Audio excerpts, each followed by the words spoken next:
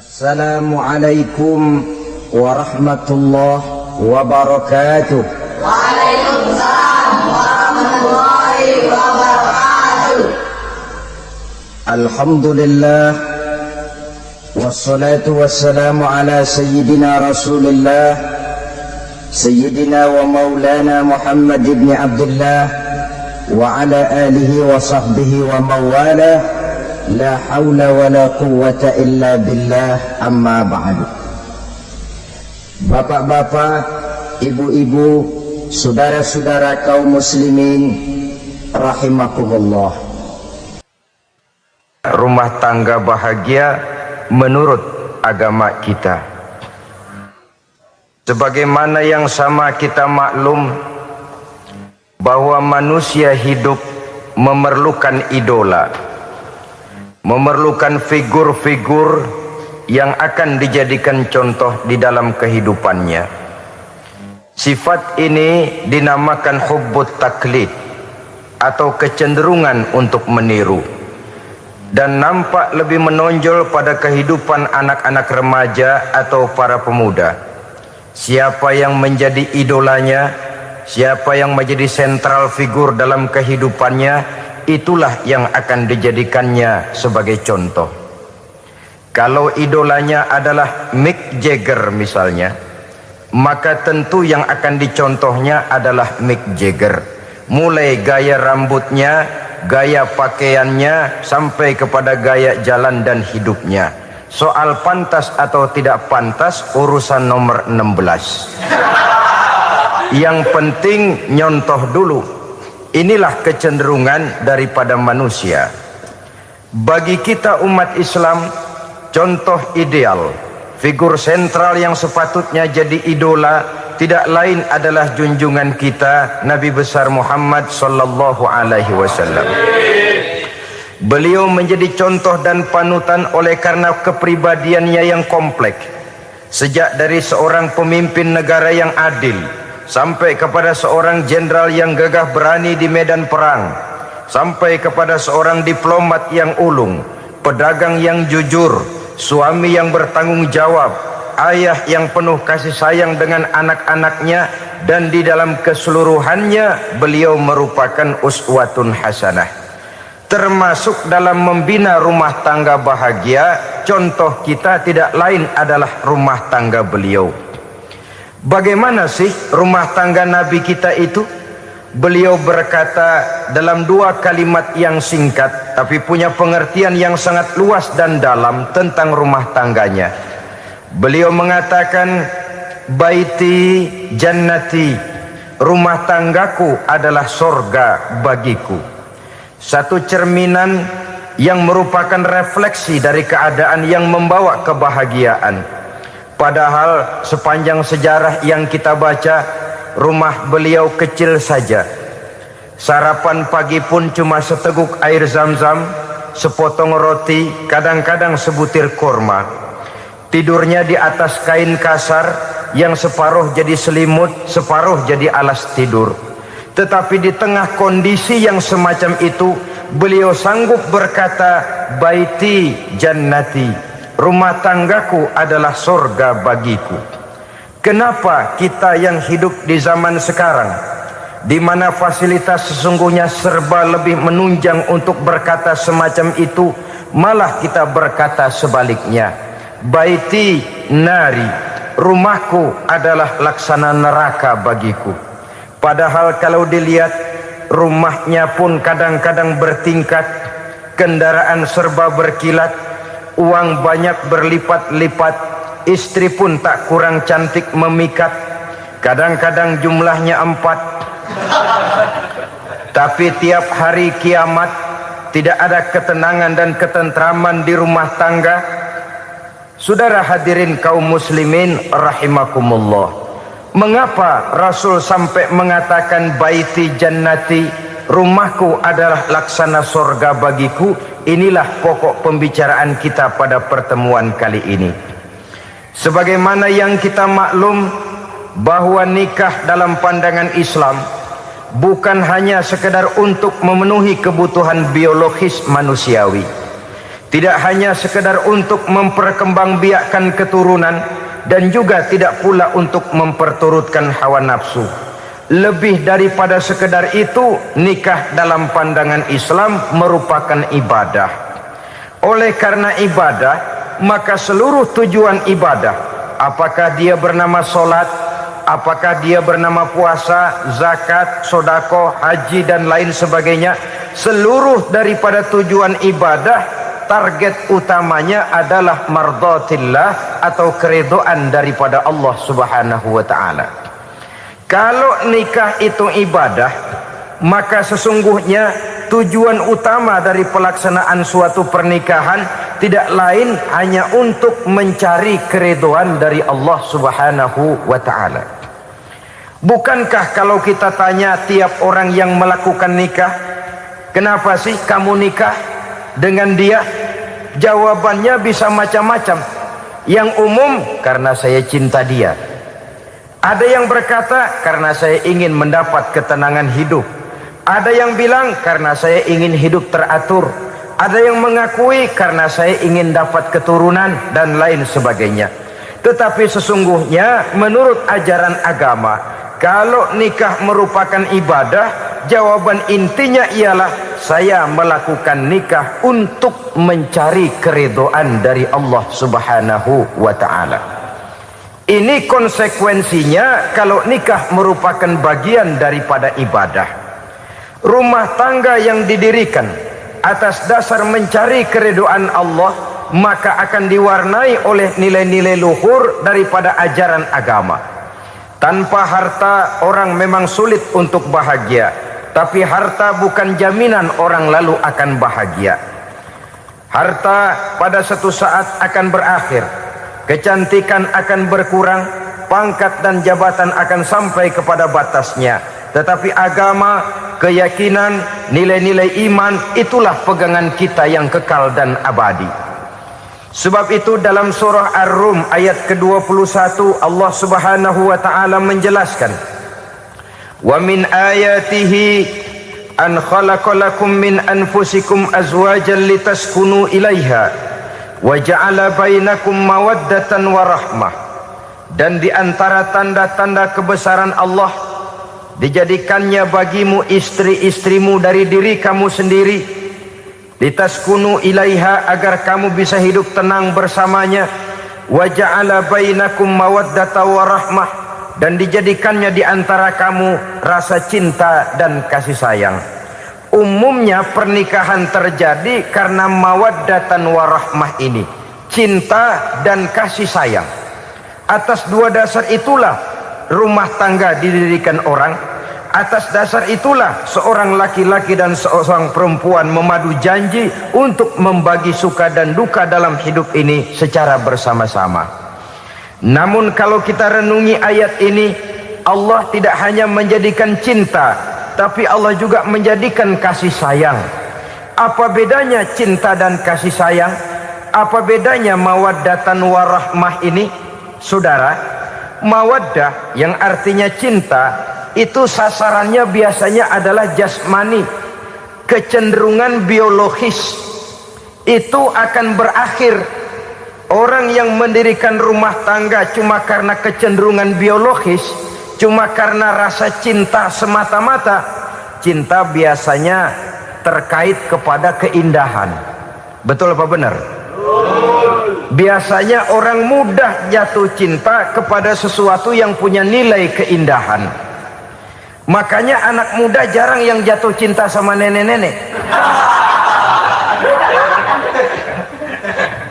Cinta selalu memandang segi keindahannya. Ini yang namanya mawaddah. Allah tidak mengingkari itu, silakan. Bahwa manusia secara naluri senang kepada serba keindahan, wajar-wajar saja. Tetapi tidak cuma mawaddah, Allah juga menciptakan rahmah, kasih sayang. Mawaddah mungkin ada akhirnya, tapi rahmah tidak akan pernah ada akhirnya. Kalau mawaddah adalah berkecenderungan kepada biologis, jasmaniah, maka rahmah kecenderungan kepada nilai-nilai rohani, kepribadian, kejiwaan, dan lain sebagainya. Dikala pernikahan di bawah umur 40 tahun mungkin masih banyak mawaddahnya, rasa cintanya. Tapi 40 bahkan 50 tahun ke atas, rasanya orang berumah tangga kalau sudah 50 tahun ke atas itu lebih banyak kasih sayangnya ketimbang cinta-cintaannya. Kalau satu rumah tangga hanya didirikan atas dasar mawaddah saja, atas dasar cinta saja, padahal cinta itu terpaut kepada hal-hal keindahan, keindahan satu saat akan menurun. Ya tentu sebagaimana yang kita maklum bersama-sama, belum punya anak memang cantik. Sudah punya anak, kecantikan mulai menurun. Punya anak 2, kulit mulai mengkerut. Punya anak 3, onderdil mulai dol. Punya anak 4, apalagi tidak pandai merawat diri, persis dompet tanggung bulan. Kalau rumah tangga didasarkan kepada rupa yang cantik saja, cinta akan bisa berpindah, paling tidak akan berkurang nilainya. Sebab itu Allah tidak hanya menyediakan mawaddah warahmah, dijadikannya di hatimu itu tidak cuma sekedar cinta, tapi juga kasih sayang. Nah, kasih sayang inilah apabila berakar dan berurat dari nilai-nilai keagamaan yang akan menopang jalinan rumah tangga bahagia, mengukuhkan usaha untuk mencapai mardhatillah atau keridhaan daripada Allah Subhanahu wa taala. Dengan demikian berumah tangga bukan tujuan. Ini kalau kita lihat dari segi agama. Berumah tangga cuma alat untuk mencapai mardhatillah, keridhaan daripada Allah. Seorang suami yang pergi pagi pulang sore peras keringat banting tulang mencari nafkah untuk menghidupi keluarganya, kalau niatnya untuk mardhatillah maka pergi usahanya adalah ibadah. Sementara si suami pergi berusaha, istri di rumah mendoakan suaminya, itu juga merupakan bagian daripada ibadah. Marilah kita biasakan membina satu rumah tangga untuk mencapai keridhaan daripada Allah Subhanahu wa taala. Ini motif dasarnya. Karena itu Rasul Anas bin Malik pernah bercerita, bertahun-tahun saya membantu di rumah tangga Rasul. Selama tahun-tahun yang panjang saya membantu di rumah tangga beliau itu, kata Anas bin Malik, belum pernah kok saya mendengar kata-kata kasar, keras, membentak-bentak. Belum pernah saya melihat ada piring terbang, sandal melayang, ada penggorengan nitir di atas. Belum pernah, padahal tahun-tahun yang panjang sudah saya lalui. Itu rumah tangga Rasul. Istrinya lebih dari 1, tapi tenang, ayem, adem. Walaupun gosip selalu ada. Ini loh ya, namanya hidup berumah tangga. Jangankan rumah tangga kita manusia biasa, rumah tangga Rasul pun tidak luput dari gosip yang kita kenal dengan hadisul ifki itu. Itu sampai tercatat dalam sejarah. Tetapi yang jelas dengan istri yang lebih dari 1, rumah tangganya tenang, tentram, adem. Kita di rumah tangga istri 1, seminggu 7 hari, berantemnya 6 hari. Cuma 1 hari gencatan senjata.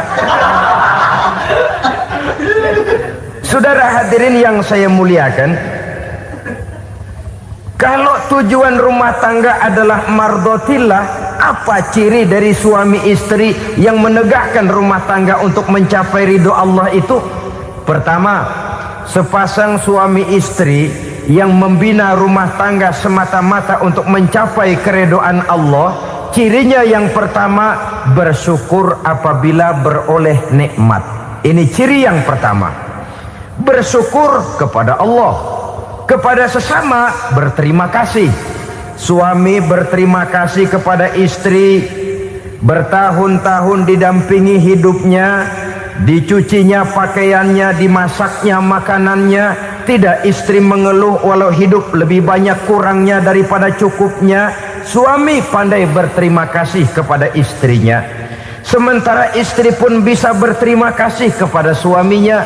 Bertahun-tahun suami peras keringat banting tulang mencari nafkah, menjadi palang dada terdepan apabila ada masalah-masalah yang besar. Kedua-duanya lalu punya timbangan. Nah inilah ya, saya pesan kepada suami, kepada para suami, kepada para istri, supaya di rumah ada timbangan. Perlunya apa? Kalau pada satu saat istri kita salah, suami cepat-cepat ambil timbangan, lalu ditimbang mana yang lebih berat, salahnya atau dosanya, benarnya atau kesalahannya. Ini istri saya jasanya begini, lalu jasanya begini, salahnya ini, mana yang lebih besar, jasanya atau salahnya? Dengan adanya timbangan, maka keputusan akan objektif.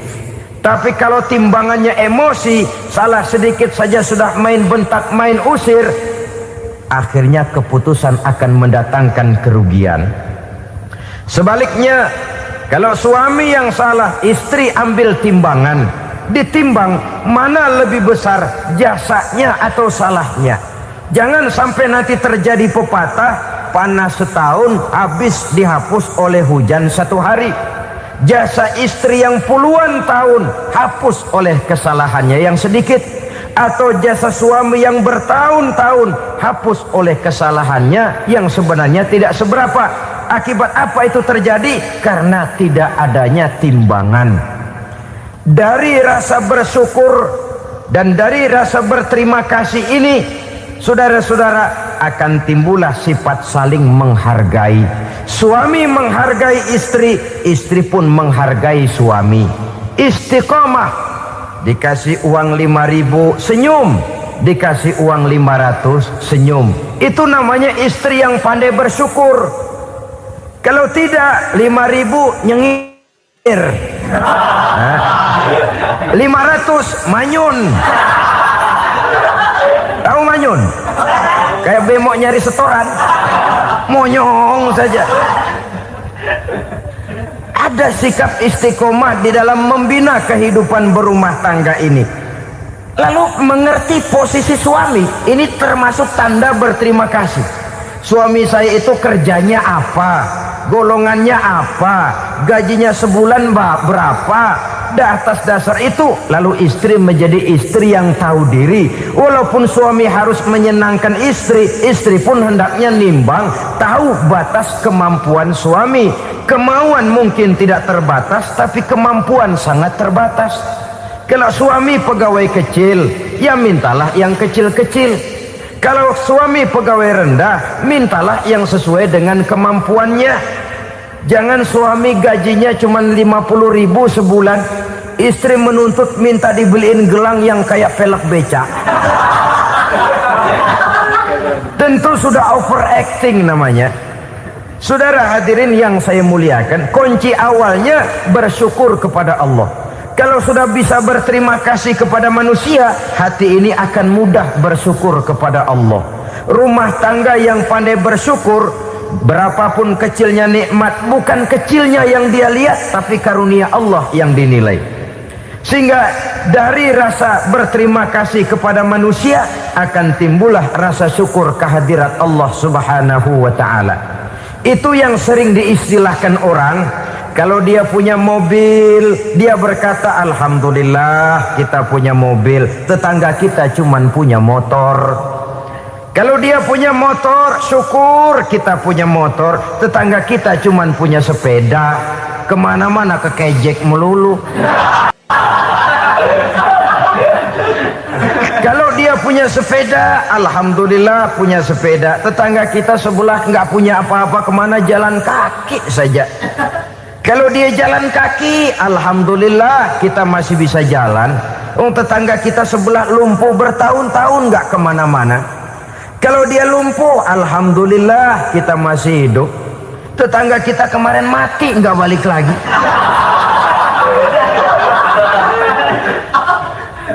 Lalu akan timbul rasa syukur. Tapi kalau sudah lumpuh ngelihat yang bisa jalan ngelihat yang naik sepeda, yang punya sepeda lihat yang punya motor lihat yang punya mobil lihat yang punya pesawat. Kapanlah kita ini pandai bersyukur? Sebab kesenangan seperti pelangi, tidak pernah di atas kepala kita, selalu kelihatannya di atas kepala orang lain. Sehingga kalau ngobrol orang sering bilang, lu sih enak lo gue lihat, gue keblangsak amat nih ya. Setiap orang ngomong kepada kita begitu nadanya. Kita yang dilihat enak, sementara kita melihat orang lain enak. Tukang tahu melihat tukang tempe enak, tukang tempe melihat tukang tuak enak, tukang tuak bilang tukang sirsak enak. Enak itu seperti pelangi. Namun kalau kita mau merenungi, tidak pernah Allah berhenti memberikan nikmat kepada kita. Sejak kita bangun tidur sampai kita tidur kembali, bahkan tidur itu sendiri, seluruhnya tidak pernah putus dari nikmat Allah. Bahagia ada di gubuk reot, bahagia ada di rumah mewah, bahagia ada di hati kopral, bahagia ada di hati jenderal, di gunung dan di kota, di hutan belantara dan di desa, di keheningan malam atau di keramaian siang. Kalau kita mau mencari, bahagia selalu ada. Tapi hati yang tidak pandai bersyukur, bagaimanapun banyak kebahagiaan yang meliputi hidupnya, dia tidak akan pernah pandai mensyukurinya. Maka berterima kasihlah kepada istri, berterima kasihlah kepada suami, bersyukurlah kehadirat Allah Subhanahu wa ta'ala. Saya sering mengatakan, sebaliknya seorang suami bagaimanapun kondisi istrinya, kalau itu memang jodohnya, beranilah berkata, istriku adalah Romeoku, istriku adalah Julietku, atau istriku adalah Sri Kandiku. Biarin pengkor ya pengkor, gak ada urusan. Mensyukuri. Kalau tidak mensyukuri, yang timbul lalu sesalan. Kalau sudah sesalan, mudah umpat mengumpat, caci mencaci dalam rumah tangga, lalu terjadilah kegaduhan. Ketenangan sulit kalau sudah tidak ada unsur saling menghargai itu. Lebih celaka lagi kalau sudah mengarah kepada penyesalan. Kata istrinya, bang gue nyesel kawin sama lu. Suami digituin bikin gede kepalanya. Kalau lu nyesel apalagi gua, makin nyesel. Iya, coba pikir bertahun-tahun kita berumah tangga, memangnya abang bisa beliin apa sama saya? Itu juga gerobok kalau nggak ngeredit bang. Kalau nggak ngeredit, memangnya kamu bayar kreditan pakai daun pisang? Saudara hadirin yang saya hormati, ini saya tekankan kepada ibu-ibu karena penyakit perempuan umumnya. Pernah Rasul itu pulang Isra Mi'raj cerita, saya pulang Isra Mi'raj diperlihatkan neraka. Neraka ya Rasul? Lalu bagaimana? Saya lihat kok isinya kebanyakan perempuan. Perempuan. Laki juga tidak sedikit. Cuma kebanyakan kok perempuan. Apa perempuan tidak sholat ya Rasul? Sholat. Tidak puasa? Tidak ngaji? Rajinan dia sama suaminya. Tapi kenapa lebih banyak di sana? Rasul berkata, hunna yakfurnal ashir. Penyakit umum dari perempuan tidak pandai berterima kasih kepada suaminya. Ini rupanya penyakit umum dari tahun atu. Saudara hadirin yang saya muliakan, jadi rumah tangga yang didirikan atas dasar mencapai ridho Allah, maka kelihatan dari pasangan suami istri menjadi orang yang pandai bersyukur terhadap nikmat. Bukankah dalam surah Ibrahim ayat 7 Allah berjanji, la in syakartum la azidannakum wa la in kafartum inna azabi lasyadid. Kalau kamu pandai bersyukur, aku tambah nikmatku. Kalau kamu ingkar, tidak mau bersyukur, azabku itu hebat dan pedih. Rumah tangga yang suami istrinya tidak bersyukur disiksa oleh perasaannya sendiri. Tetangganya dapat nikmat, dia yang meriang. Tetangganya dapat kesenangan, dia yang sakit hati. Dia tidak melihat nikmat yang diberikan kepadanya. Nikmat yang orang lain punya aja yang diincar. Nikmat orang lain aja dihitung-hitung. Tangga kita, si Ano baru habis beli yang sebelah belilir habis beli kukusan. Cuma sekedar kukusan saja. Orang lain beli apa-apa jadi bahan diskusi di rumahnya. Orang lain saja yang diusut. Timbul dendam kesumatnya, timbul hasutnya. Dia tidak bersyukur dengan nikmat yang ada dalam rumah tangganya. isi rumah tangga semacam itu disiksa oleh perasaan hasutnya sendiri. Jauh dari kebahagiaan, kering hatinya, miskin jiwanya, merana batinnya. Kalau sudah ke sana, jauhlah rumah tangga dari pantulan sinar kebahagiaan. Saudara-saudara, kita lihat rumah tangga Rasul. Dari rumah yang kecil, dari tempat tidur yang sarapnya kain kasar, separuh jadi selimut lagi, keluar ucapan baiti jannati. Kenapa? Beliau orang yang pandai bersyukur kepada Allah, bisa berterima kasih kepada istri-istrinya, dan istrinya pun pandai berterima kasih kepada Rasul dan bersyukur kehadirat Allah Subhanahu wa taala.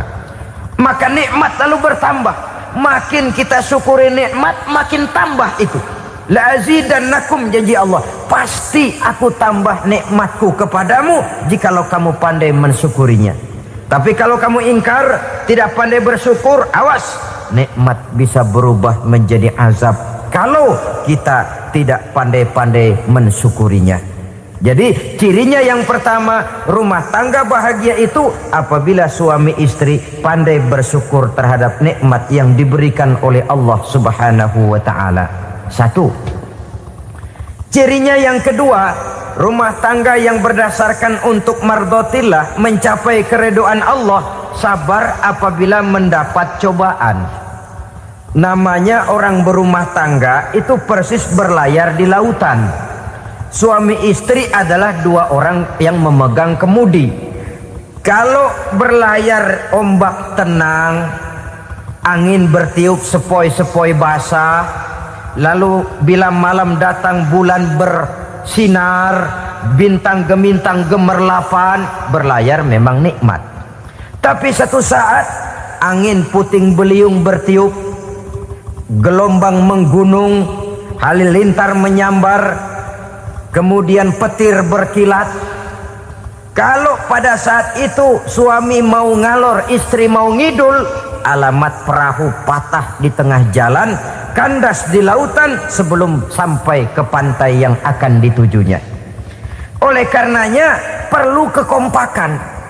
Maka sejak awal seharusnya dalam akan membina rumah tangga yang bahagia itu lebih baik bicara yang pahit-pahit saja, supaya terjadi kesamaan langkah apabila menghadapi kesulitan dan cobaan. Sabar apabila mendapat cobaan. Rumah tangga seperti kapal di lautan tadi tidak akan sunyi dari hantaman gelombang, tidak akan sepi dari tiupan angin topan, dari kilatan petir, dari sambaran halilintar. Baik suami, baik istri harus sabar menghadapi kesulitan. Kadang kesulitan dari segi ekonomi, kadang kesulitan dari segi mengarahkan dan mendidik anak-anak, kadang kesulitan karena banyak orang yang hasut dengan kita, kadang kesulitan berbagai macam lah yang menyebabkan kesulitan. Rumah tangga yang bertujuan mencapai ridho Allah sabar menghadapi segala macam kesulitan. Saudara-saudara kaum muslimin rahimakumullah, kesulitan adalah bagian daripada perjalanan hidup. Siapa orangnya yang tidak pernah menemukan kesulitan dalam kehidupan? Rasanya hampir tidak ada. Dan memang kesulitan bukan untuk ditakuti. Kesulitan justru untuk diatasi, dicarikan jalan keluarnya. Begitulah suami istri yang bertujuan mencari ridho Allah. Manakala suami berada dalam kesulitan, istri mencarikan jalan keluar atau berusaha memberikan jalan keluar. Sebaliknya, manakala istri dalam kesulitan, suami bisa mencarikan jalan keluarnya. Sabar dalam menghadapi segala macam kesulitan. Dalam surah Luqman ayat 17, Allah Subhanahu wa taala berfirman, "Wasbir 'ala ma asabak, inna dzalika min azmil umur." Dan bersabarlah terhadap apapun yang menimpa kamu. Bersabarlah terhadap segala kesulitan yang kamu hadapi, karena sesungguhnya yang demikian itu merupakan sebagian dari perkara-perkara yang telah ditetapkan oleh Allah Subhanahu wa taala.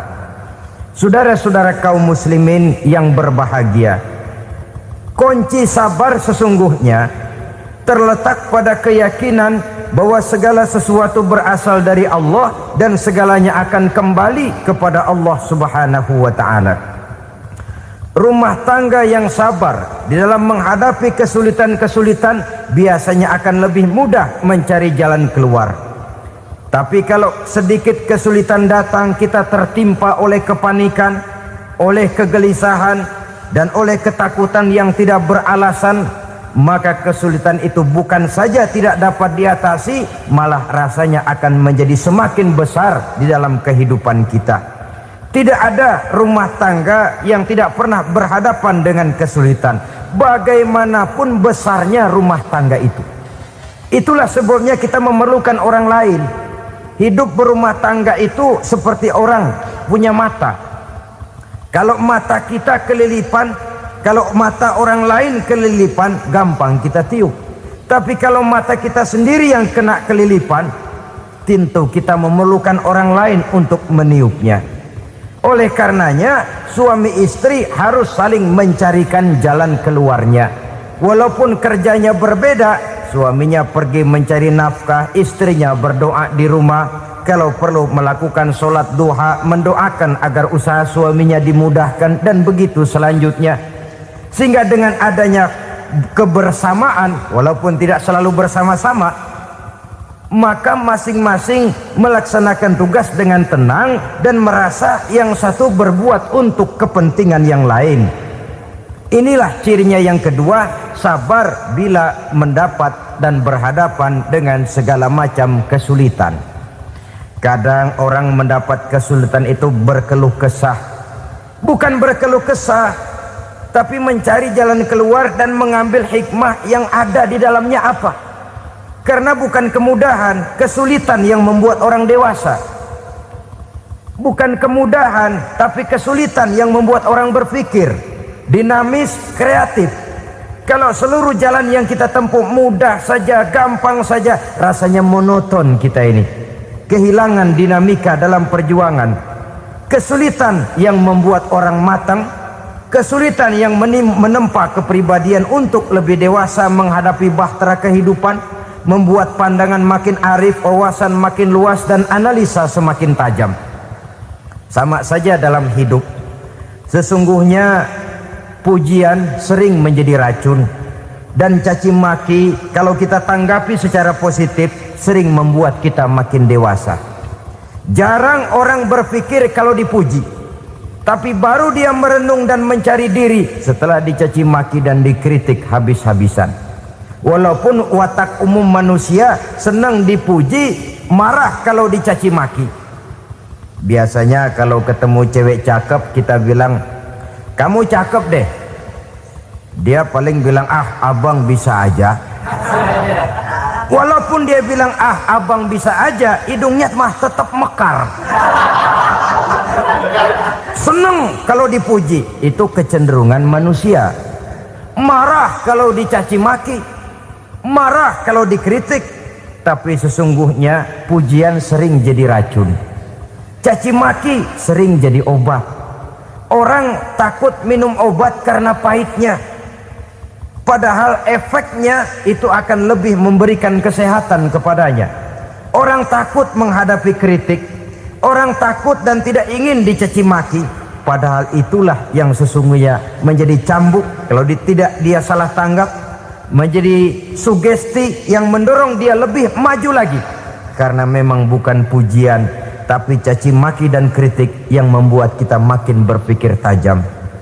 Jadi rumah tangga yang berhadapan dengan kesulitan demi kesulitan, biasanya kalau ditanggapi dengan sabar akan makin mengokohkan fondasi rumah tangga itu sendiri.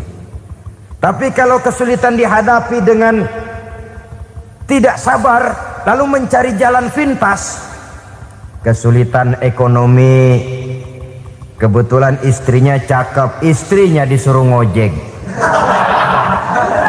Dah lo ngojek aja deh, gua nungguin setoran dah. Suami tapak di rumah. Saudara hadirin yang saya muliakan, buat sepintas memang mendatangkan materi itu, mengatasi kesulitan ekonomi. Tapi apakah bahagia? Walaupun rumah bisa jadi besar, perabotan bisa serba lebih lengkap dan ada, tapi apakah semuanya mendatangkan bahagia? Sementara suami kehilangan rasa cemburunya, dan dalam agama itu disebut dayus. Dayus, suami yang tidak punya rasa cemburu kepada istrinya. Dan orang dayus kayak begitu, haram mendapat bau sorga. Bau sorga saja tidak dapat, apalagi masuk ke dalamnya. Ya tapi juga jangan lantas mentang-mentang harus cemburu sama istri, overacting. Suaminya nawar sayuran, laki pulang ngomel, lu pacaran ya sama tukang sayur. Itu juga over, saudara-saudara. Kesulitan ekonomi diatasi dengan sabar. Sabar dalam arti berusaha dengan tidak mengambil jalan pintas, berusaha tetap berada di jalan yang diridhoi oleh Allah. Ini yang jadi problema ini rumah tangga sekarang ini, kesulitan ekonomi, di mana lapangan kerja sulit, di mana persaingan hidup tajam, sedangkan kita hidup ingin seperti orang lain. Kita mudah gelap mata, mudah picik pandangan, mudah sulit pertimbangan, lalu mengambil jalan pintas. Kadang menjual akidah, menjual keimanan. Kebetulan pendaringan kering, ada yang nawarin beras 3 liter sama supermie 2 bungkus. Hari Minggu diajak ke gereja mau. Itu iman kena beras 3 liter telap. Kesulitan ekonomi, saudara-saudara. Sehingga Imam Ali pernah berkata, kadal fakru ayyakuna kufron. Kemiskinan memang mudah membawa orang kepada kekafiran, kepada perbuatan-perbuatan yang bisa mengundang kekafiran. Oleh karena itu dalam tamsil lain beliau berkata, kalau ada ular dan ada kemiskinan, kemiskinan yang saya getok lebih dulu, kemiskinan yang saya bunuh lebih dahulu. Karena kemiskinan mudah membawa orang kepada kekufuran. Bagaimanapun sulitnya ekonomi yang dihadapi dalam rumah tangga, percayalah satu saat jalan keluarnya mesti ada. Mesti ada. Jangan sampai mengambil jalan pintas yang membuat kita keluar dari jalan yang ditinjau dari segi kemasyarakatan pun mendatangkan aib, ditinjau dari kehormatan berkeluarga pun mendatangkan nista, ditinjau dari segi ekonomi pun barangkali tidak akan mendatangkan kelimpahan materi. Jalan pintas pada umumnya, saudara-saudara, hanya memberikan kenikmatan yang sekejap. Dan apalah itu artinya kalau harus mengorbankan kesenangan yang abadi dan kekal. Kadang-kadang mengorbankan anaknya sendiri, anaknya dikomersilkan. Pokoknya siapa yang nyamper lu berangkat aja dah. Asal pulang nenteng pisang sama jeruk sebongsang, orang tua udah anteng aja udah. Saudara hadirin yang saya muliakan, setiap kita selalu berhadapan dengan kesulitan. Karena itu rumah tangga yang bertujuan mencapai mardhatillah, mereka sabar dalam menghadapi kesulitan. Tidak ada beras, puasa saja, puasa sunnah, puasa sunnah. Lapar tapi ada pahalanya, daripada tidak puasa lalu ngegerundel. Brengsek Tuhan, gue sembahyang melulu lapar juga. Sudah lapar tidak berpahala. Bukankah Rasulullah sendiri kalau pulang ke rumah Aisyah lalu berkata, ya Humairah, ada makanan hari ini? Ada makanan yang enggak ada bang. Alhamdulillah, kalau begitu saya puasa. Pulang dari mana-mana perut lapar, mau makan tidak ada makanan, bukan marah, bukan ngamuk, puasa. Maka boleh puasa sunnah, niatnya udah siang, jam 10, jam 11, asal dari pagi belum makan apa-apa. Niatnya jam 10, sah, dengan catatan dari pagi belum makan apa-apa. Jangan sudah sepiring setengah baru niat, itu lain. Itu ngojek namanya itu. Pengertian dalam kesulitan. Satu malam beliau pulang dari masjid agak larut. Habis ngajar banyak yang bertanya. Ketuk pintu, assalamualaikum. Assalamualaikum. 3 kali beliau memberi salam, tidak ada jawaban, tidak dibukakan pintu. Rupanya istri beliau lelah bekerja di waktu siang, tidurnya pules benar. Marahkah Rasul? Tidak. Beliau gelar sorban, tidur di depan pintu.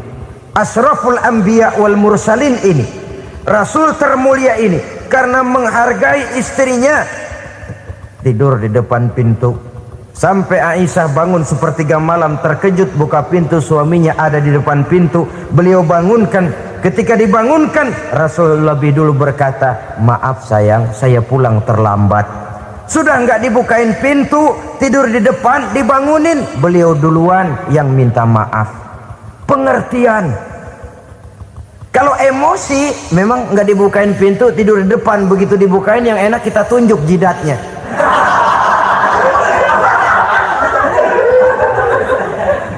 Saudara hadirin yang saya muliakan, kesulitan di dalam kehidupan merupakan bagian daripada kehidupan. Bukan untuk ditakuti, tapi untuk diatasi. Bukan untuk dihindarkan, tapi dicarikan jalan keluarnya. Hadapilah kesulitan dengan baik sangka kepada Allah, dengan lapang dada, dan dengan tetap bersabar menghadapinya. Kenapa? Karena tujuan kita mendirikan rumah tangga, mencapai ridho Allah. Kalau anak kita perjualbelikan, kalau istri kita komersilkan, kalau akidah kita jual untuk mempertahankan rumah tangga, bukankah makin jauh saja rumah tangga itu dari ridho Allah? Ini tujuan utamanya. Yang ketiga,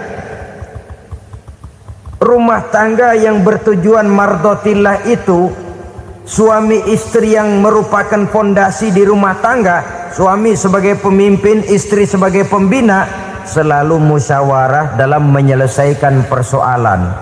Walaupun istri ditakdirkan sebagai pemimpin dan suami sebagai pemimpin dan istri yang dipimpin, tapi agama menganjurkan musyawarah. Jangan mentang-mentang istri nyari duit, suami nyari duit, lalu menteleng. Segalanya mau diktator, segalanya mau sendiri. Rumah tangga yang bertujuan mencapai ridho Allah selalu didirikan atas dasar musyawarah.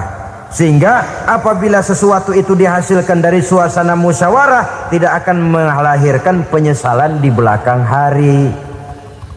Kalau tidak berjalan menurut seleranya masing-masing, belakangan timbul penyesalan, akhirnya main salah menyalahkan. Kalau sudah saling salah menyalahkan, itu artinya sudah saling mengungkit kekurangan masing-masing. Akibatnya tidak ada lagi saling menghargai. Jadi dengan demikian musyawarah di dalam menyelesaikan persoalan. Menghadapi kesulitan ekonomi, musyawarah. Menghadapi kenakalan anak, musyawarah. Akan membeli ini dan itu, sebaiknya juga musyawarah. Kalau merupakan hasil musyawarah, maka saudara-saudara hasilnya pun akan dihadapi oleh bersama. Enak rasakan bersama, tidak enak rasakan bersama. Kenapa? Tadinya musyawarahnya bersama-sama juga. Lah kalau hasil sendirian, giliran enak mungkin yang satu mau ikut, giliran tidak enak yang satu nuding, gua kata juga apa? Kan begitu akibatnya kalau tidak berdasarkan musyawarah lebih dahulu. Maka insya Allah hasil musyawarah ini setidaknya tidak akan mendatangkan sesalan di belakang hari nantinya. Saudara-saudara kaum muslimin rahimakumullah, ciri yang keempat, sepasang suami istri yang bertujuan mencapai ridho Allah dalam upaya mencapai rumah tangga bahagia itu tawakal apabila mempunyai rencana. Tawakal berserah diri kepada Allah. Bukan berserah diri dalam artian mutlak yang mengarah kepada fatalism atau predestination. Kita sering mengartikan tawakal secara salah. Belum apa-apa sudah menyerahkan diri kepada Allah. Emang semuanya terjadi menurut maunya Allah dah. Gak usah ngapa-ngapain, bagaimana Tuhan aja dah. Lapar juga nggak usah makan, kalau takdirnya kenyang pan kenyang. Ya udah lapar terus kita. Makan dulu, perkara nanti kenyang apa tidak itu baru tawakal. Kalau sakit ke dokter, soal sembuh atau tidak baru tawakal. Artinya usaha itu ada. Setelah suami berusaha, istri berusaha, selebihnya tawakal. Apa perlunya tawakal? Apabila berhasil tidak lupa daratan, apabila berhasil tidak lupa diri, apabila gagal tidak putus asa. Sehingga dengan demikian dari tawakal ini lahirlah pondasi yang kokoh membina rumah tangga yang bahagia dalam upaya mencapai keridhaan daripada Allah Subhanahu wa taala. Apapun yang kita laksanakan di rumah tangga, tujuan intinya tetap untuk mencapai keridhaan Allah. Beli kendaraan untuk mencapai ridho Allah, lalu dipakai ngaji, dipakai ke masjid dan sebagainya. Beli peralatan rumah tangga untuk mencapai ridho Allah. Mendidik anak untuk mencapai ridho Allah, membantu keluarga untuk mencapai ridho Allah, dan begitu selanjutnya. Tawakal apabila mempunyai rencana.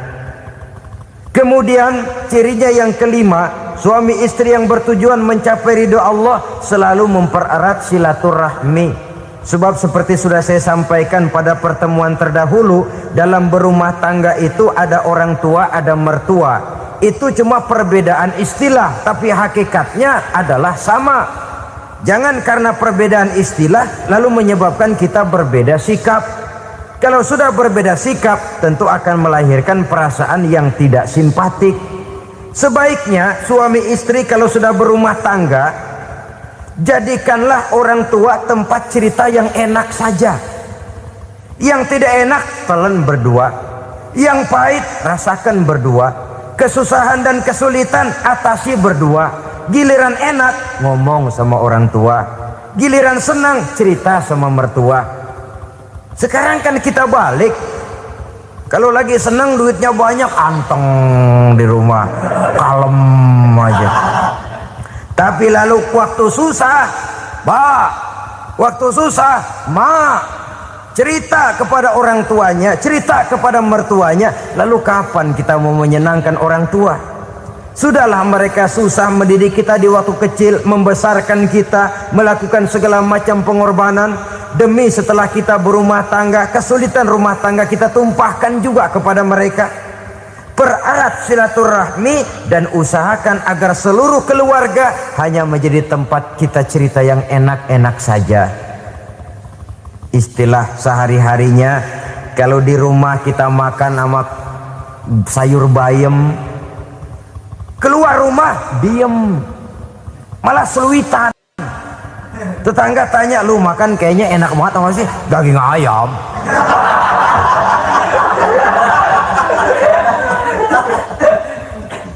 Lalu tetangga akan berbisik, itu makannya tuh orang enak bener ya, rumah tangganya tiap hari makan sama daging ayam. Biarlah paling kurang itu jadi doa, daripada kita makan sama kangkung lalu ribut ngomel di mana-mana. Gua kesel banget sama bini gua, di warung ceritanya lagi. Kenapa? Saban sari gua direbusin kangkung mulu, brengsek. Di warung cerita ada RT, ada RW. Gara-gara makan sama kangkung se-RT tahu. Akhirnya mungkin kalau kita berangkat orang hitung dari jauhan, lihat kangkung liwat gitu.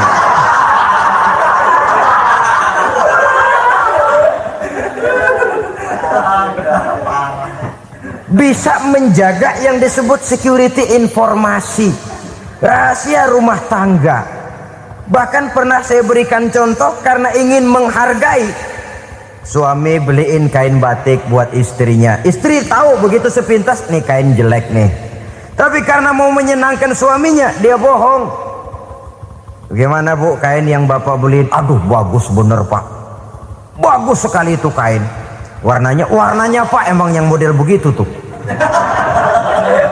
Tetangga kita mana ada yang pakai kain begitu pak? Ya emang nggak ada, jelek.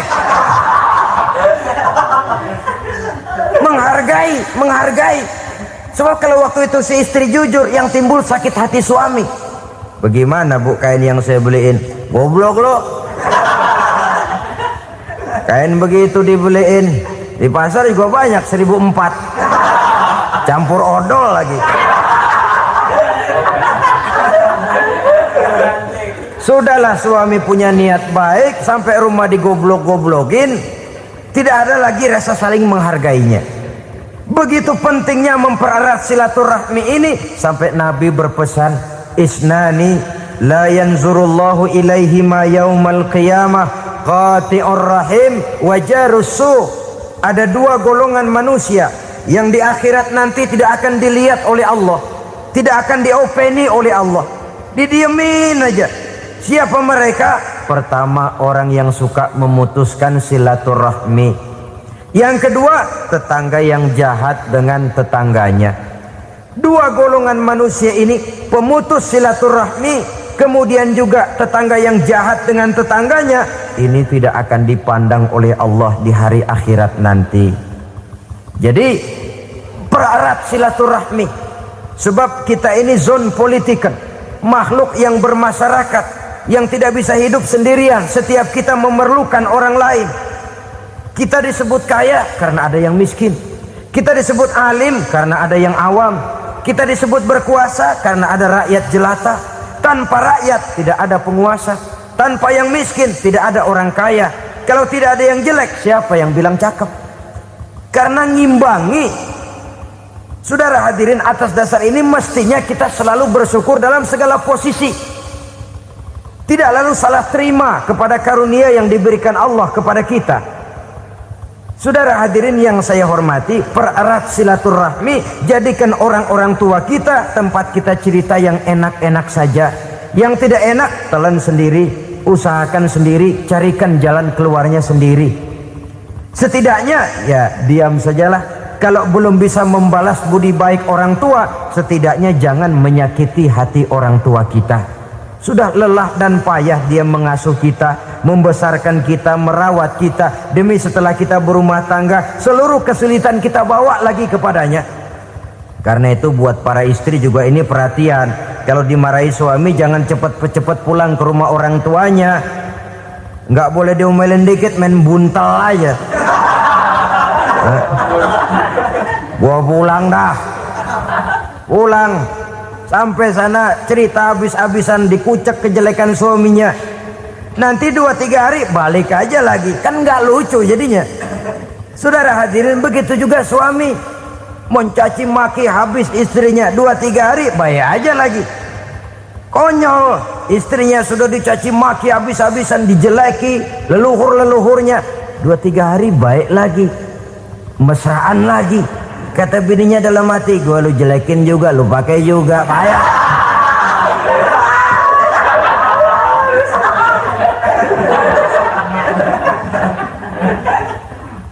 Saudara hadirin yang saya muliakan, itulah sebabnya pada awal tadi saya katakan perlunya kita mempunyai timbangan baik sebagai suami maupun sebagai istri.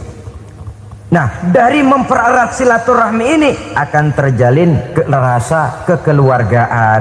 Maka tradisi arisan keluarga itu bagus sesungguhnya untuk mempererat silaturahmi. Cuma celakanya bukan silaturahmi yang jadi tujuan, arisannya itu yang jadi tujuan. Akibatnya apa? Kalau belum narik mah semangat banget datang dah. Begitu udah narik aja udahan. Itu celakanya. Akhirnya silaturahminya jadi nomor 2, arisan semata-mata yang menjadi tujuan. Sesungguhnya itu bagus untuk mempererat silaturahmi. Karena kalau kita dengan kita sesama saudara sudah tidak saling mau mengenal, bagaimana dengan anak-anak kita? Bagaimana dengan cucu-cucu kita? 2-3 generasi yang akan datang tentu akan lebih saling tidak mengenal lagi. Baiklah ya, yang keenam, suami istri yang bertujuan untuk mencapai keridhaan Allah itu selalu berusaha tolong menolong di dalam kebajikan. Sebab Allah pesankan itu di dalam Al-Maidah ayat 6, wa ta'awanu 'alal birri wat taqwa wa la ta'awanu 'alal itsmi wal 'udwan. Bertolong-tolonganlah kamu di dalam kebaikan, di dalam bertakwa kepada Allah. Jangan bertolong-tolongan di dalam maksiat, di dalam dosa, dan di dalam usaha yang menimbulkan permusuhan. Kalau suami marah kepada seseorang, istri jangan ngipasin. Oh bang, yang begitu mah dibayain tuman. Udah habisin aja dah. Anak-anaknya marahin sekalian. ngipasin. Istri kesel sama tetangganya, suami ngipasin. Emang tuh tetangga kita, hahu. Habis orang dikipasin. Ta'awanu 'alal birri wat taqwa, bertolong-tolonganlah di dalam kebaikan. Istri malas ngaji, suami mendorong, memberikan sugesti. Suami malas berusaha, istri memberikan sugesti. Saling tolong menolong di dalam kebaikan dan takwa, dan jangan tolong menolong dalam dosa dan permusuhan. Kata suami, Bu, daripada kita melarat terus hidup, kita piara tuyul yuk. Kata istrinya, nah ini sudah menyimpang bang, bersabarlah, bagaimanapun insya Allah kita tidak akan mati kelaparan. Piara tuyul itu nanti jadi pindah akidah, merusak iman, berteman dengan setan. Apalah artinya kekayaan dan kesenangan sebentar kalau harus mengorbankan kekayaan dan kesenangan yang abadi. Ini sudah alal ismi wal udwan, sesuatu yang mengandung dosa. Saudara hadirin yang saya hormati, kemudian yang keenam, berbaik sangka. Baik suami maupun istri sama-sama saling berbaik sangka. Suami melepas istri, istri melepas suami dengan hati yang ikhlas. Suami meninggalkan istri di rumah dengan jiwa yang bersih dan rasa yang aman. Ada rasa baik sangka, dan ini modal dasar. Kalau sudah dilandasi oleh buruk sangka, tentu yang lahir nanti adalah perasaan-perasaan yang tidak baik. Akibatnya sangat tidak menguntungkan. Inilah beberapa ciri dari rumah tangga yang didirikan atas dasar mardhatillah, mencapai keridhaan dari Allah. Nanti akan menyusul tujuan berikutnya, diantaranya mendapat keturunan, diantaranya lagi mendatangkan gairah untuk lebih berusaha mencari rezeki karena sudah merasa punya tanggung jawab berupa anak dan istri. Mempererat silaturahmi. Itu cuma tujuan-tujuan sekundernya saja. Tujuan primernya kita melakukan suatu nikah untuk mencapai keridhaan dari Allah Subhanahu wa ta'ala. Silakan punya istri cantik, kaya, tapi tujuan utamanya kita membina rumah tangga untuk mencapai ridho dari Allah. Karena itu dasarnya mawaddatan warahmah. Jangan cuma cinta, tapi juga kasih sayang. Cinta, kecenderungan kepada jasmani akan berakhir, tapi kasih sayang, kecenderungan kepada rohani, makin tua malah makin erat, makin tua malah makin mesra. Sehingga kadang kita menampak kakek-kakek dan nenek-nenek lagunya kayak pengantin baru. Apa cinta-cintaan? Tidak. Bagaimana kakek-kakek sama nenek-nenek harus bilang I love you? Yang masih ada itu waktu itu mawaddah, kasih dan sayang. Itu yang akan kekal, itu yang akan abadi. Tanpa materi orang sulit untuk bahagia, tapi materi semata bukan jaminan orang untuk bahagia. Nah, ciri yang terakhir dari rumah tangga yang bertujuan mencapai ridho Allah, sinar agama kelihatan di dalamnya. Baik suami maupun istri sama-sama orang yang taat melaksanakan ajaran agama. Saudara, mudah-mudahan walaupun singkat dapat menjadi sumbangan moral dalam kita mewujudkan rumah tangga yang bahagia menurut contoh yang diberikan oleh Rasulullah Sallallahu Alaihi Wasallam. Terima kasih atas perhatian saudara. Mohon maaf atas segala kekurangan. Usikum wa nafsi bitaqwallah. Wassalamualaikum warahmatullahi wabarakatuh.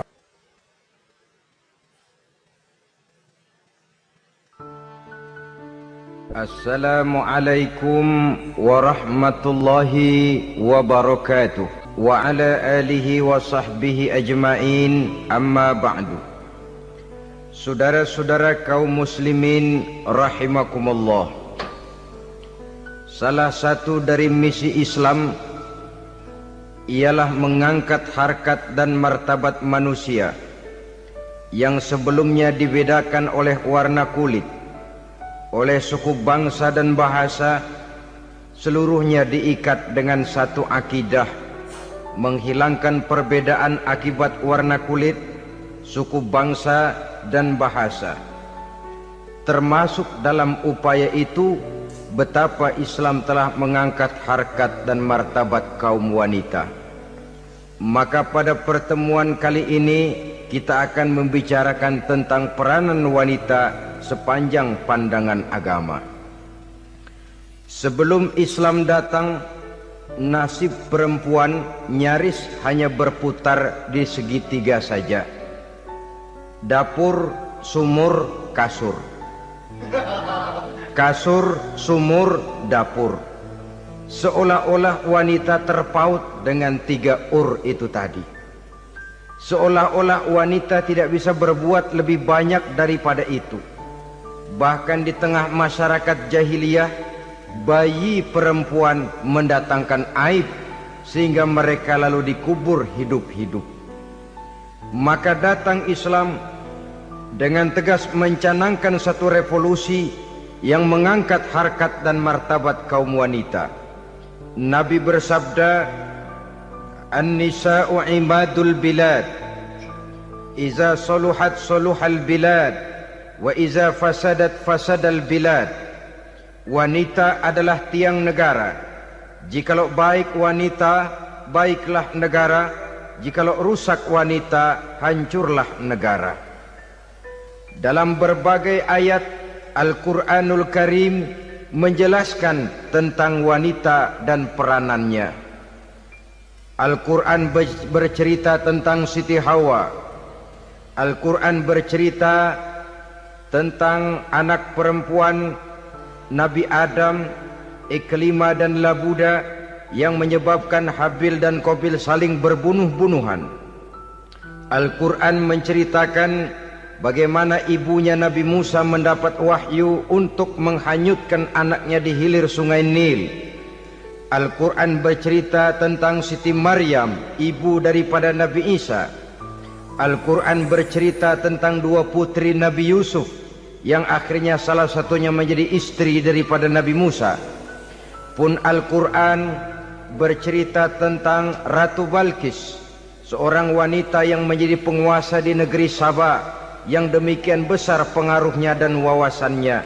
Dan banyak lagi Al-Quran menceritakan keadaan kaum wanita, sampai-sampai dalam Al-Quran ada satu surah yang dinamakan surah An-Nisa.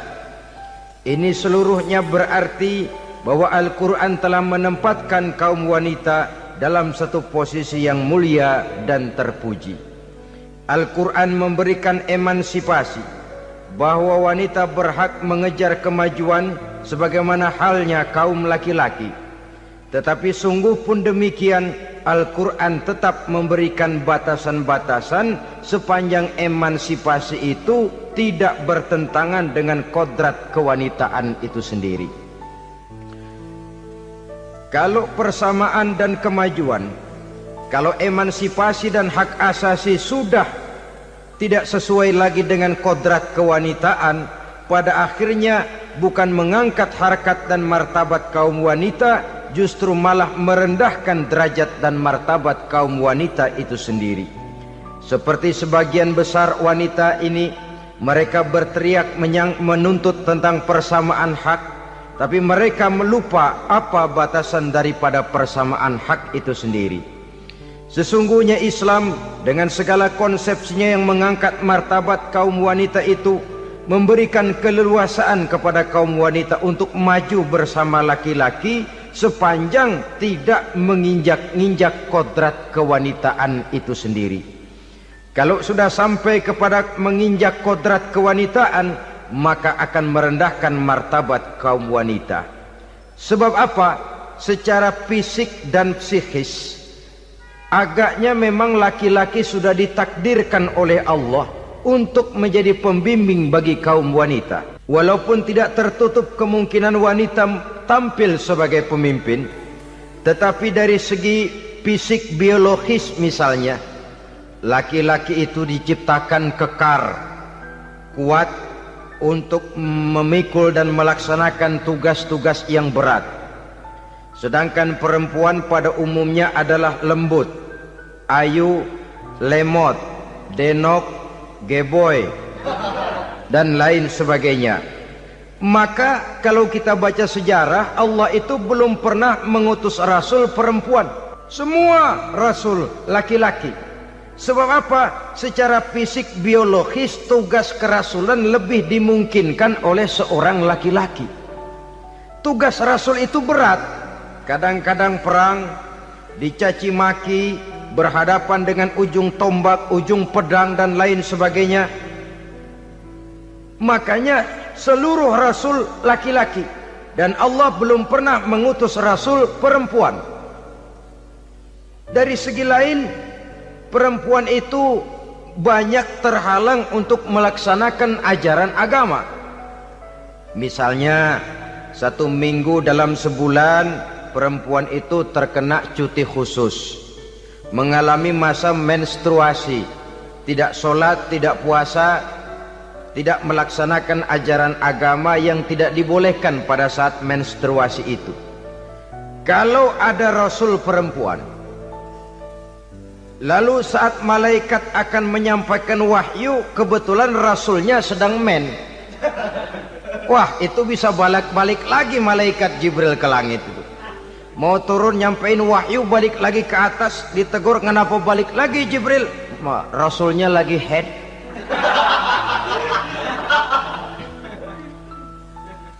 Atau pada saat agama dalam bahaya, agama dalam hinaan, agama dalam ancaman, rasulnya perempuan kebetulan sedang hamil besar. Apa lalu perang ditunda? Pengumuman perang ditunda saja sampai rasul melahirkan. Tentu lebih tidak mungkin lagi. Secara fisik biologis laki-laki lebih memungkinkan untuk melaksanakan tugas kerasulan ini. Maka seluruh rasul yang diutus Allah adalah laki-laki. Saudara hadirin yang saya muliakan, sungguh pun demikian Islam itu mengangkat martabat wanita sedemikian tinggi sebagai tiang negara yang menentukan jatuh dan bangunnya negara, yang ikut mewarnai bahkan menjadi warnanya suatu negara. Walaupun peranannya memang tidak begitu kelihatan, tapi sesungguhnya amat sangat menentukan. Oleh karenanya secara umum emansipasi yang digariskan oleh Islam, emansipasi yang tidak bertentangan dengan kodrat kewanitaan di berbagai aspek kehidupan. Kalau sekarang emansipasi ini kelihatannya sudah salah pasang, salah kaprah. Bahkan belum lama kita menyaksikan bagaimana ada binaragawati. Di zaman sekarang perempuan sudah mulai angkat besi. Saya mulai mikir kalau perempuan sudah pada angkat besi, ini sudah tanda suaminya udah dekat dibanting-bantingin ini.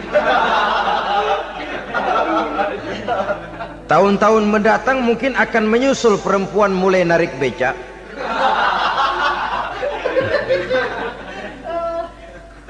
Nampaknya kan sudah tidak lagi mengindahkan kodratnya sebagai wanita. Ada olahraga yang hanya pantas dikerjakan oleh laki-laki. Oleh karena itu pada kesempatan ini kita akan mencoba melihat peranan wanita dari berbagai dimensinya. Yang pertama, peranan wanita sebagai istri. Adalah Rasul memilih istri pertamanya Sayyidatuna Khadijah radhiyallahu anha. Kalau pilihan utama beliau pertama kali nikah dengan Siti Khadijah, jelas itu pilihannya bukan karena kecantikan. Kenapa? Beliau nikahi Siti Khadijah dalam usia 40 tahun Khadijah dan 25 tahun Rasul. Statusnya janda pula. Kalau beliau seorang pemburu kembang, pemburu bunga, kenapa mesti nikah dengan janda berumur 40 tahun? Sedangkan beliau waktu itu masih berumur 25 tahun. Apa sasaran utamanya? Bisa kita lihat nanti. Setelah beliau diangkat menjadi Rasul, ternyata Khadijah lebih daripada seorang istri. Beliau masuk ke dalam staf Nabi. Orang lain beliau belum beriman, beliau malah beriman lebih dahulu sebagai perempuan pertama yang masuk Islam. Orang lain memusuhi Nabi, beliau malah mengorbankan hartanya untuk membantu perjuangan Nabi. Istri setia semacam ini dengan peranannya sebagai istri yang sedemikian rupa, memberikan andil yang sangat besar bagi kesuksesan dan keberhasilan seorang suami. Sebaliknya, seorang istri bisa mempengaruhi suaminya. Seorang suami yang jujur, polos, lugu, sederhana bisa jadi koruptor ulung kalau didorong-dorong oleh istrinya. Seorang istri Pak Lurah memang tidak ikut mengatur kelurahan, tapi dia bisa mewarnai suaminya. Seorang istri gubernur memang tidak ikut mengatur provinsi, tapi dia bisa mewarnai suaminya. Sepanjang warnanya positif, tentu sangat baik dan sangat diharapkan. Tetapi kalau warnanya negatif, kiamatlah akibatnya umat ini. Oleh sebab itu, peran pertama dari kaum wanita sesungguhnya adalah sebagai istri yang mendampingi suami untuk mengolah dan melaksanakan tugas-tugas besar. Dari seorang yang paling kecil sampai kepada seorang yang punya jabatan paling tinggi sekalipun, pengaruh dan peranan istri memang sangat menentukan. Saudara hadirin kaum muslimin rahimakumullah, itulah sebabnya Nabi menikah dengan Siti Khadijah. Dan lebih dari itu, sebelum menikah dengan Nabi, Siti Khadijah itu sudah terkenal sebagai pengusaha wanita, business girl kalau bahasa sekarang ini. Bahkan jaringan-jaringan bisnisnya tidak hanya Mekah saja, tidak hanya antar kota, bahkan sudah antar negara, dari Mekah ke Syam, dari Mekah ke Madinah dan lain sebagainya, yang bahkan kita tahu Rasul pada mulanya pun ikut membantu perdagangannya Siti Khadijah radhiyallahu anha ini. Jadi kalau bercermin dari karier Siti Khadijah, boleh saja wanita bergerak di bidang bisnis, asal memang profesi, bukan karena dengan senjata dan modal kecantikan lalu membujuk dan merayu orang sampai telap sehingga bisnisnya berjalan lancar dengan jalan menjual kecantikannya. Tidak, bergerak di bidang bisnis yang memang profesinya di situ. Tidak ada salahnya. Bisa saja perempuan menjadi business girl seperti yang dicontohkan oleh Siti Khadijah radhiyallahu anha ini. Sebab itu, kontes-kontesan yang hanya bertitik kepada rupa yang ayu saja, rupa yang cantik saja, sesungguhnya bukan hanya tidak bermanfaat, tapi saya pikir juga sangat tidak mendidik. Yang mengajar anak-anak remaja putri kita untuk berlomba-lomba hidup dalam kepalsuan. Alis mata palsu, hidung pesek dimancungin palsu, operasi plastik. Alis matanya dikerik, bikin yang palsu. Tai lalat lagi bikin yang palsu. Gincu bibir dimerahin, palsu. Seluruhnya hidup dalam kepalsuan. Akan lebih baik kalau kita ini misalnya mengadakan kontes yang menitik beratkan kepada ketinggian IQ, kecerdasan, kemampuan, skill, keahlian dan kemampuan. Tidak hanya dititik beratkan kepada rupa yang ayu dan cantik semata-mata. Sebab di samping manfaatnya diragukan, juga sangat tidak mendidik buat generasi yang akan datang. Terutama ibu-ibu, peran utama wanita sesungguhnya adalah sebagai istri mendampingi suami dalam melaksanakan tugas-tugas besar. Satu hari, serombongan ibu-ibu pernah datang menghadap Rasul mengajukan satu resolusi, protes kalau bahasa kita sekarang. Ya Rasul, ada apa bu? Kalau laki-laki sih enak. Enak bagaimana? Iya, kalau orang laki-laki sholat, perempuan sholat. Laki-laki puasa, perempuan puasa. Laki-laki pergi haji, perempuan pergi haji.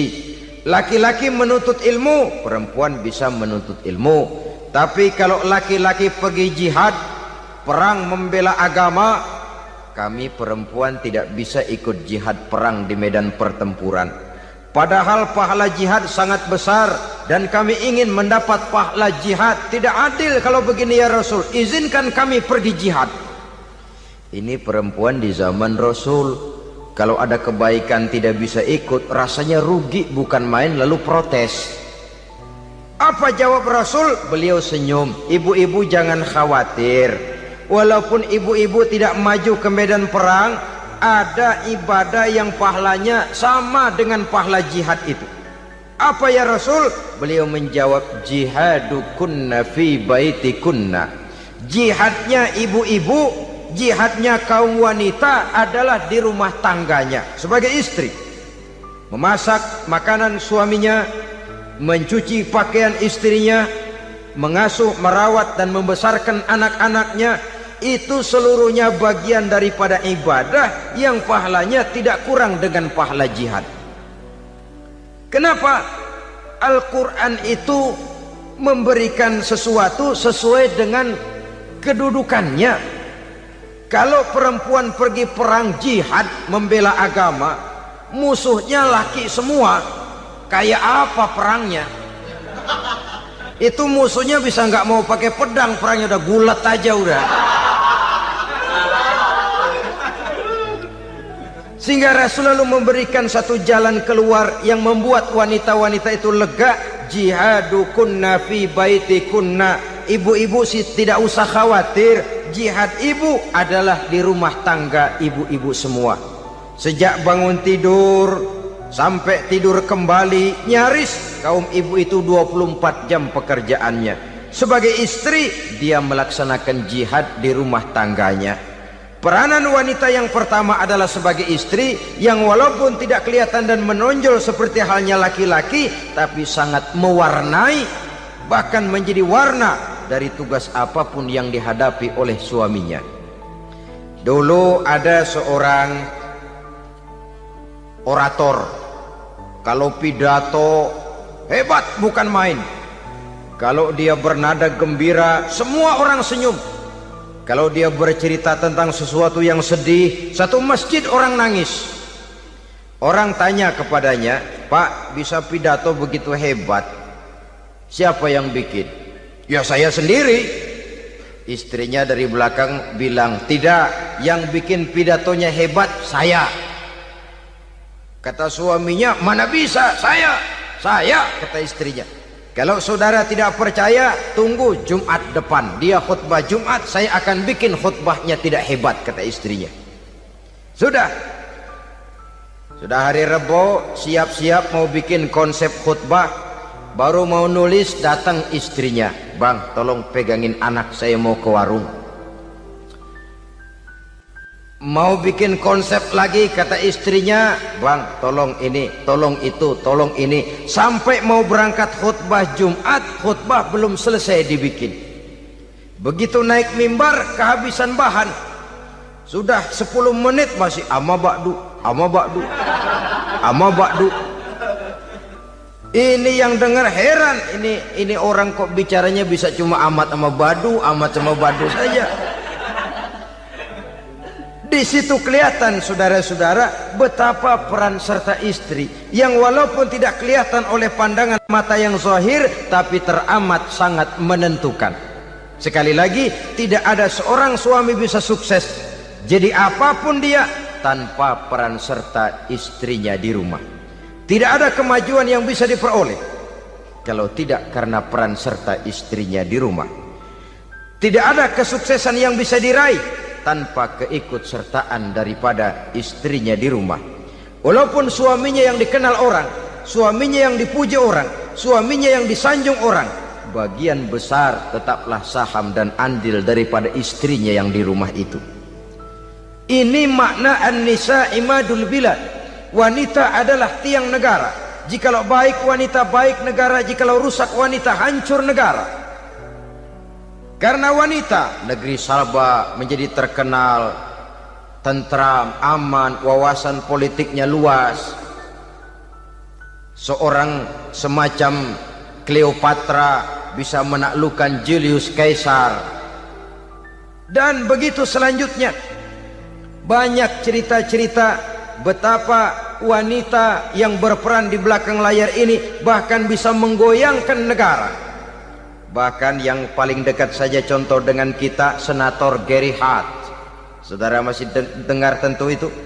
Betapa harus terpaksa mengundurkan diri dari pencalonan presiden Amerika karena kasusnya dengan Donna Rice itu, dengan hostess itu. Betapa di sini seorang perempuan atau seorang wanita sanggup membongkar seseorang yang punya masa depan ceria untuk menuju kursi kepresidenan dari suatu negara adidaya seperti Amerika, bisa gagal berantakan karena skandalnya itu. Apa penyebabnya? Wanita. Tapi wanita juga bisa menyebabkan menjadi cambuk majunya laki-laki. Wanita juga bisa menghancurkan dan mengubur laki-laki. Saudara hadirin yang saya muliakan, ia memang kelihatannya makhluk yang lemah, tapi di balik kelemahannya itu sesungguhnya dia bisa menelan laki-laki yang bagaimanapun besarnya. Saudara-saudara kaum muslimin rahimakumullah, terutama ibu-ibu yang saya hormati, jadi peranan yang pertama wanita sebagai seorang istri. Yang kedua, wanita sebagai ibu. Ini juga sangat besar pengaruhnya dalam membentuk generasi masa yang akan datang. Bapak oleh karena kesibukan tugasnya tentu lebih banyak di luar rumah. Yang nyaris 24 jam di rumah itu ibu. Bagaimana dia merawat anaknya, bagaimana dia menaruh perhatian terhadap anaknya, bagaimana ia melimpahkan kasih sayang kepada anak-anaknya, akan membentuk kepribadian anak dan artinya membentuk generasi yang akan datang. Kalau seorang ibu sudah cuek-cuek saja kepada anaknya, padahal Quran mengatakan al-jannatu tahta aqdamil ummahat, surga di bawah telapak kaki ibu. Hadis ini bisa kita artikan macam-macam. Pertama, anak tidak akan mendapat kebahagiaan tanpa ridho daripada ibunya. Kedua, ibu adalah wanita agung yang harus ditaati. Ketiga, neraka atau surga anak bergantung kepada ibu, bagaimana dia mewarnai anak. Kalau ibunya cuek-cuek saja sama anaknya, dan sering jadi contoh klasik, kalau anak ayamnya beduk maghrib belum pulang, satu RT dicariin, hansip diundang, kalau perlu dan ramil dilaporin. Tapi kalau anak gadisnya jam 12 tengah malam belum pulang, ibu tenang-tenang saja Pak. Tidak tergerak dan tidak tertarik hatinya. Ya tentu tidak semua. Kalau sudah begitu, bukankah hakikatnya ibu sudah menciptakan neraka buat anaknya sendiri? Khalil Gibran dalam satu tamsil yang indah pernah mengatakan, kalau kita diberikan sebutir mutiara, sebutir intan, dan intan itu sebutirnya sebesar telur ayam, benda yang sangat langka dan berharga, tentu kita sayang intan atau mutiara itu. Kita jaga baik-baik, kita simpan dalam kotak, kotaknya kita kunci, kotak itu kita simpan di dalam lemari, lemarinya kita kunci lagi, lemarinya ada di dalam kamar, kamarnya pakai pintu, pintunya kita kunci lagi. Kamar itu ada dalam rumah, rumahnya pakai pintu, dikunci lagi. Kemudian rumahnya pakai pintu gerbang besar, gerbangnya juga digembok lagi. Untuk menjaga intan itu jangan sampai hilang, begitu usaha kita berlapis-lapis. Dan intan itu sudah diberikan kepada kita, kata Khalil Gibran. Apa dia? Anak-anak yang diamanahkan Allah kepada kita. Itu intan-intan mahal, itu mutiara-mutiara pilihan yang dititipkan dan diamanahkan untuk kita jaga sebaik-baiknya. Haruskah dia sia-sia di tangan kita? Haruskah dia merana jatuh di tangan ibu yang tidak punya tanggung jawab? Saudara hadirin yang saya muliakan, oleh karenanya peranan sebagai ibu ini sangat menentukan bagi pembentukan generasi yang akan datang. Salah ibu mengarahkan anak, akan lahir generasi mendatang yang tidak kita harapkan. Sehingga Nabi bersabda, kullu mauludin yuladu 'alal fitrah fa abawaihi yuhawwidanihi aw yunassiranihi aw yumajjisanihi. Setiap bayi dilahirkan dalam keadaan suci, setiap bayi dilahirkan dalam keadaan bersih, tidak punya dosa. Islam tidak mengenal dosa warisan. Semua saja bayi lahir dalam keadaan suci dan bersih. Kalau demikian lalu bagaimana? Kata Nabi, ibu bapaknya lah yang kelak akan menjadikan anak itu sebagai Yahudi, yang kelak menjadikan itu anak itu sebagai Nasrani, atau menjadikan anak itu sebagai Majusi. Ibu bapaknya yang mewarnai anak. Ibaratnya anak itu kertas putih, mau ditulis tinta hijau warnanya hijau, mau ditulis tinta merah warnanya merah, mau ditulis tinta hitam pun warnanya hitam. Oleh karena itu pembentukan anak yang soleh secara mental sesungguhnya sudah diwarnai oleh kebiasaan ibu bapak dalam pergaulan di rumah tangganya secara mental. Sehingga dengan demikian saudara-saudara, salah kaprah ibu dalam mengarahkan anak-anaknya akan melahirkan generasi penerus yang sungguh-sungguh tidak kita harapkan, dan pada gilirannya akan membahayakan perkembangan bangsa dan negara, membahayakan kita sebagai suatu umat.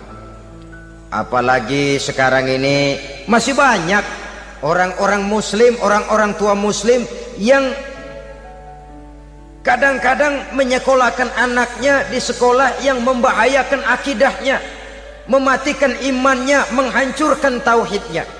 Pokoknya asal bonafid keluar sekolah ada jaminan lapangan kerja, perkara anak mau kafir mau murtad bukan urusan. Alangkah ironi dan sangat menyedihkan. Saudara-saudara yang saya hormati, jadi dari segi kaum wanita peranan ibu sangat besar. Dari segi anak, ketaatan kepada ibu, doa restu ibu akan membawa kepada kebahagiaan hidup. Doa ibu mustajabah, kutukan ibu manjur. Beberapa hikayat dan riwayat menjadi contoh dan tamsil buat kita betapa tidak ada satu kebahagiaan di dunia ini yang bisa ditegakkan tanpa doa restu daripada ibu. Pantas kalau dalam Al-Quran ada ummul kitab, ibunya atau induknya kitab. Tiap negara punya ibu kota, bapak kota tidak ada. Lalu lagi wawasan Nusantara disebut ibu pertiwi, bapak pertiwi kemana tahu. Saudara hadirin yang saya muliakan, lalu dalam peringatan hari-hari besar nasional ada yang namanya Hari Ibu. Hari bapak nggak pernah diperingati. Ada Hari Ibu, dan ibu itu pun ada Ibu Kartini, ada Ibu Dewi Sartika, dan macam-macam lagi yang seluruhnya merupakan refleksi dan gambaran betapa peranan kaum wanita di dalam kehidupan ini yang memang banyak mewarnai dan menjadi warna dari suatu kegiatan. Saudara-saudara kaum muslimin rahimakumullah, apabila yang pertama tadi kita melihat peranan kaum wanita sebagai istri, betapa ia berpengaruh besar dalam ikut menunjang keberhasilan dan kesuksesan suaminya. Kemudian pada peranannya yang kedua, wanita sebagai ibu di rumah tangga, betapa ia ikut membentuk, mempengaruhi, mewarnai dan membimbing kepribadian anak sebagai generasi penerus. Maka pada peranan yang ketiga ini kita akan melihat wanita sebagai social agent, sebagai penggerak kegiatan sosial di berbagai bidang kehidupan. Apakah itu bernama majelis taklim, apakah itu bernama perkumpulan dan yayasan-yayasan kemanusiaan, organisasi-organisasi yang bergerak di bidang pendidikan, bahkan di zaman sekarang bukan hanya menjadi penggerak sosial, bahkan sudah banyak kaum wanita yang menggerakkan satu bangsa. Dunia mengenal Margaret Thatcher, dunia mengenal Indira Gandhi, dunia mengenal Bandara Naike, dunia mengenal Corazon Aquino, dunia mengenal Golda Meir dulu itu dari Israel. Dunia mengenal Imelda Marcos yang ambisius, tapi yang kemudian melangkah kepada jalan yang negatif dari tujuan semula. Ini bukan hanya sekedar social agent, tapi bahkan sudah mengarah kepada menggerakkan dan mewarnai suatu bangsa. Islam membuka pintu ke arah itu. Wanita duduk dan berfungsi sebagai social agent, mengurus berbagai macam perkumpulan yang bertujuan kepada kebajikan, menyantuni yatim piatu, memelihara kesehatan, menyayangi binatang, memelihara kelestarian lingkungan dan lain sebagainya. Islam membukakan pintu sepanjang peranan sebagai istri dan sebagai ibu tidak diabaikan. Ini sebab yang utama. Salah seorang perempuan, kaum wanita, kalau terlalu aktif berorganisasi, terlalu aktif bermasyarakat, terlalu aktif dalam berbagai macam perkumpulan, lalu melupakan tugas utamanya sebagai istri dari suaminya, sebagai ibu dari anak-anaknya. Ibu asik rapat sana rapat sini, anak tidak pernah diajak rapat, akhirnya si anak bikin perkumpulan sendiri, rapat menurut versi mereka, sehingga akibatnya yang timbul anak merasa kurang diperhatikan oleh ibunya. Ngaji bagus, tapi kalau sepanjang hari ngaji saja, suami pulang mau makan tidak ada makanan, mau berganti pakaian belum lagi diteriska pakaiannya, tentu ini melupakan fungsi yang utama. Kegiatan sosial, kegiatan di organisasi adalah jadwal kegiatan setelah fungsi sebagai istri dari suami, sebagai ibu dari anak-anak dilaksanakan dengan sebaik-baiknya. Bukan tidak baik ngaji, kalau dari ngaji ke ngaji saja. Bangun tidur ngaji, jam 7 ngaji, berangkat jam 11, sholat zuhur berangkat ngaji lagi, pulang sore, malam ngaji lagi. Suami tidak terurus, anak-anak pun terbengkalai, rusaklah rumah tangga. Dan bukankah satu bangsa terdiri dari satu tatanan masyarakat, dan tatanan masyarakat yang paling kecil bernama keluarga. Keluarga merupakan unit dari masyarakat, unit yang terkecil, dan keluarga terdiri dari pribadi-pribadi yang merupakan bapak, ibu, dan anak-anak. Sehingga masyarakat bangsa yang baik terdiri dari masyarakat yang baik, masyarakat yang baik tersusun dari keluarga-keluarga yang baik, dan keluarga yang baik akan muncul dari pribadi dan individu yang baik. Pribadi dan individu yang baik yang sadar mana kewajiban yang primer, mana kewajiban yang sekunder. Sebagai social agent, dia lalu mawas diri dengan tetap mempertimbangkan kodrat kewanitaannya itu tadi. Saya ikut prihatin kalau ada perempuan main sepak bola, dan saya yakin betul kalau perempuan main sepak bola, yang nonton pasti bukan nonton bola. Ya mungkin bola juga, tapi bola yang mana itu wallahu a'lam. Boy, ya dicari olahraga yang sesuai dengan kodrat kewanitaan begitu. Dicarilah olahraga yang sesuai dengan kodrat kewanitaan. Sepak bola sudah maju, ya belakangan saya katakan tadi muncul lagi wanita angkat besi. Belakangan bisa kita bayangkan wanita main tinju. Babak belur sudah kalau sudah begitu. Kemajuan dengan melupakan kodrat kewanitaan akan menyengsarakan kaum wanita itu sendiri. Silahkan maju menjadi social agent, menjadi penggerak di masyarakat. Para istri Rasul bisa kita jadikan satu figur. Siti Khadijah, figur sebagai istri pendamping yang setia. Dikala suaminya bingung, ia tampil memberikan pandangan. Dikala suaminya bingung, ia memberikan tanggapan. Dikala suaminya dimusuhi orang, ia menampakkan kesetiaannya. Kau tidak sendiri bang, aku di sisimu. Dikala jiwanya gelisah ketika pertama kali menerima wahyu berhadapan dengan malaikat Jibril, Khadijah yang menghibur. Kalla ma yukhzikallahu abada. Tidak apa-apa bang, Allah tidak akan menyusahkan kau untuk selamanya. Tenang sajalah, tenang. Abang orang baik-baik, Allah tidak akan menyengsarakan abang. Peran sebagai istri.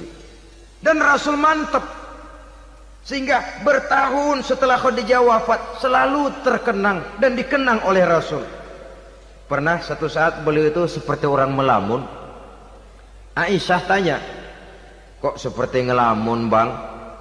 Iya, kata Rasul, saya seperti mendengar suara terompahnya Khadijah di surga. Padahal Khadijah sudah lama wafat.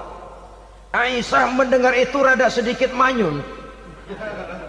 Kata Aisyah, bang cukup sekali ini saja, jangan sebut-sebut lagi nama itu ya. Cemburu rupanya. Ya soal cemburu sih nggak bini Nabi, nggak bini kita, namanya cemburu. Perempuan mesti ada. Apa jawab Rasul? Ya Humairah, Aisyah, haruskah saya melupakan seseorang yang dikala orang lain memusuhi saya, dia mati-matian membela saya. Dikala orang lain mau membunuh saya, dikorbankan hartanya untuk membantu perjuangan saya. Mestikah saya melupakan orang yang begitu baik? Tidak, Aisyah. Sepanjang nafas masih ada, sepanjang itu saya tidak akan bisa melupakan Khadijah sayang. Peran sebagai istri Khadijah ini, peran sebagai istri. Suaminya bingung, istrinya memberikan hiburan. Kadang kan tidak, suami bingung, istri bingungan lagi. Ya sudah, mari ramai-ramai kita bingung sudah. Bukan mencari jalan keluar, yang sudah bingung malah ditambahin bingung lagi.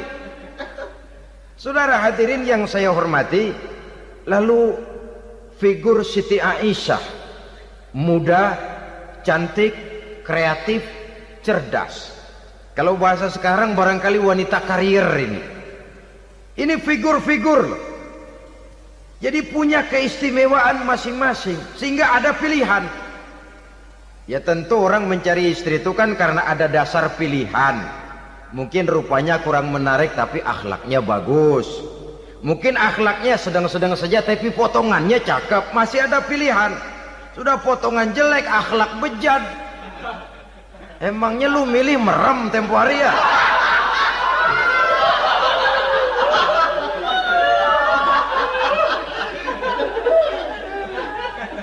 Sudah nggak ada pilihan apa-apa. Lalu ada istri yang punya keistimewaan karena sifatnya yang sabar, ada yang wataknya itu pemurah, ada yang sifatnya itu belas kasih. Pendeknya, dari istri-istri Rasul kita bisa menemukan figur-figur wanita teladan. Sehingga keliru kalau kaum orientalis barat mengatakan Rasulullah itu katanya sesungguhnya adalah seorang seks mania, istrinya banyak. Oh ini memang bajingan ini orientalis ini. Kalau Rasulullah itu seorang seks mania, tentu yang dinikahinya itu pertama jelas gadis semua, yang kedua tentu cantik-cantik semua. Dari istri-istri beliau yang dikawininya dalam keadaan gadis cuma Siti Aisyah. Selebihnya janda. Apa pertimbangannya? Menyantuni yatim-yatimnya, mengayomi janda-janda yang ditinggal suaminya gugur di medan perang, untuk memperkuat keimanannya. Itu pilihan utama Rasul.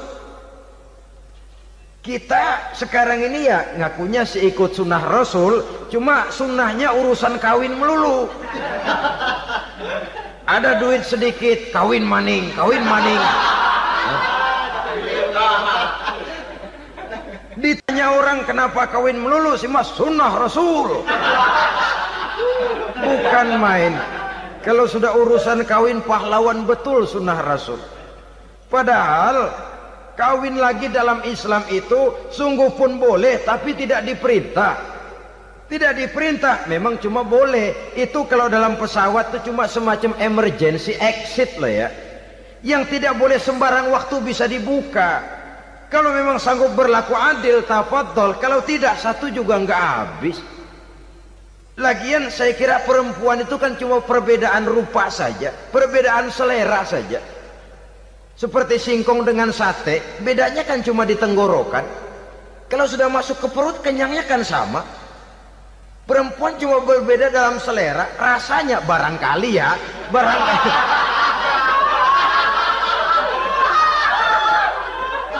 Barangkali tidak jauh beda. Saudara hadirinlah, Islam ini mengatur lewat pintu yang dinamakan nikah itu tadi, sehingga dengan demikian bisa dinikmati secara tenang, tentram. Tidak usah manusia ya, kucing saja. Coba lihat kucing. Kalau ikan dia boleh nyolong, kucing itu boleh curi, makannya nggak tenang kucing. Coba lihat ini. Asal dia nyolong ikan, makannya juga mindik-mindik, matanya nengok kiri nengok kanan, ada sedikit gerusak kabur. Secara nalurinya kucing tahu kalau ini ikan curian, makannya nggak tenang dia. Tapi kalau ikan kita kasih, kucing anteng, geledek juga nyamber, manteng aja dia. Nalurinya mengatakan ini ikan dikasih sama yang punya, tenang dia. Saudara hadirin yang saya hormati, orang juga gitu. Kalau hubungan suami istrinya sudah sah, diikat dengan akad nikah, tenang, anteng, nggak gerasak gerusuk, nggak kayak diubur-ubur maling, anteng aja. Dia ngintip juga cuek aja udah. Biarin aja dia ngintip, capek sendirilah.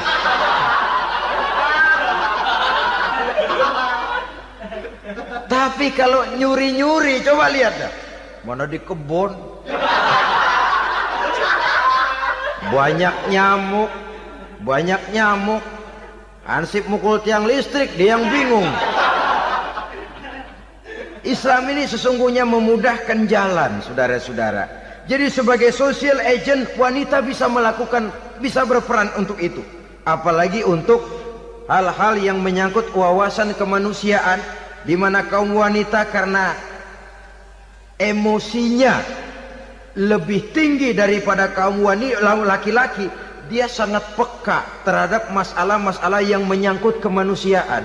Hatinya mudah tergugah, perasaannya cepat terenyuh, dengan penderitaan dia cepat tergugah.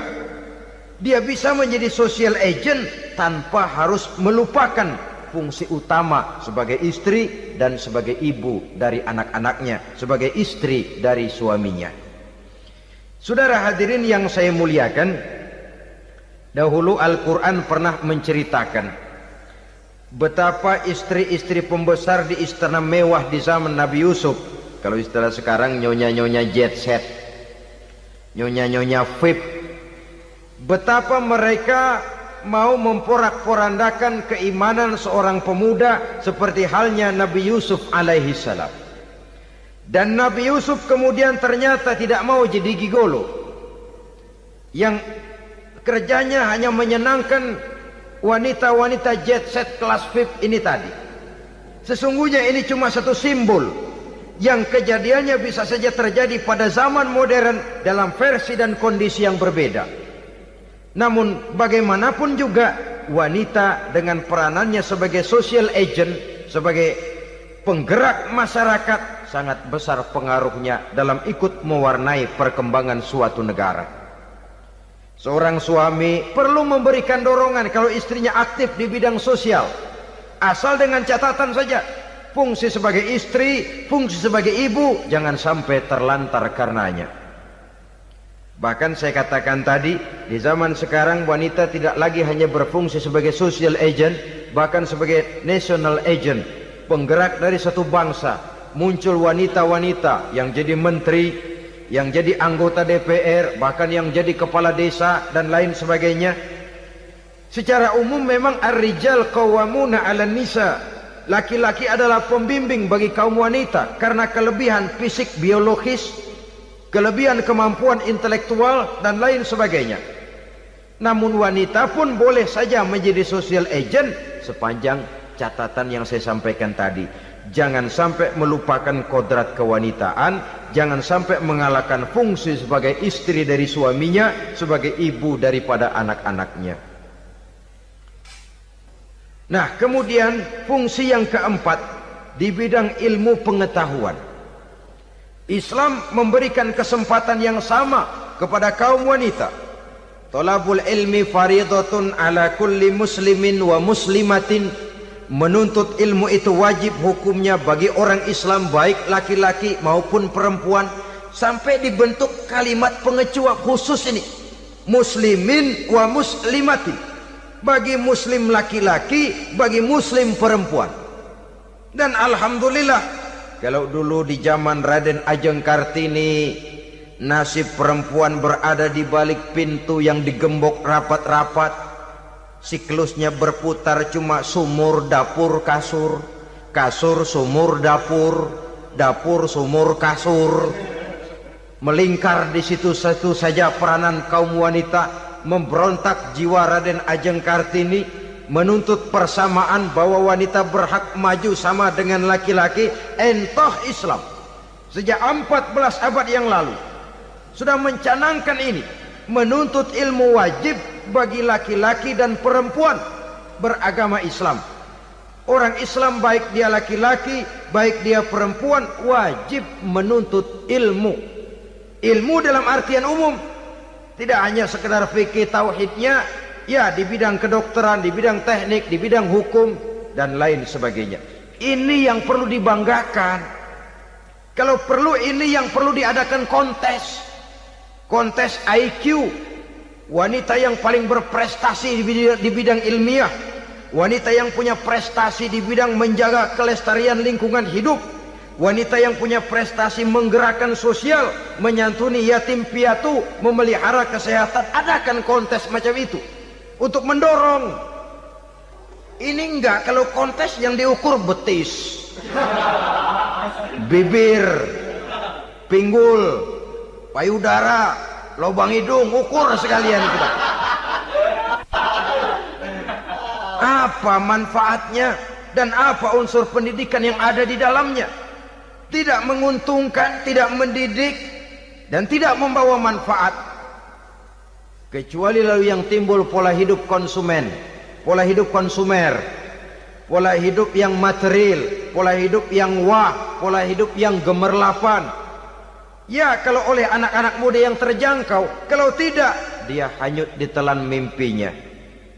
Dia ingin bergaya hidup jet set, sementara dia dihadapkan oleh kenyataan bahwa dia tinggal di kampung, ibu bapaknya orang kampung, dan lain sebagainya. Jiwanya berontak, terjadilah kegalauan, terjadilah kerancuan, terjadilah komplikasi, perang di batin antara keinginannya dengan lingkungan nyata yang dihadapinya.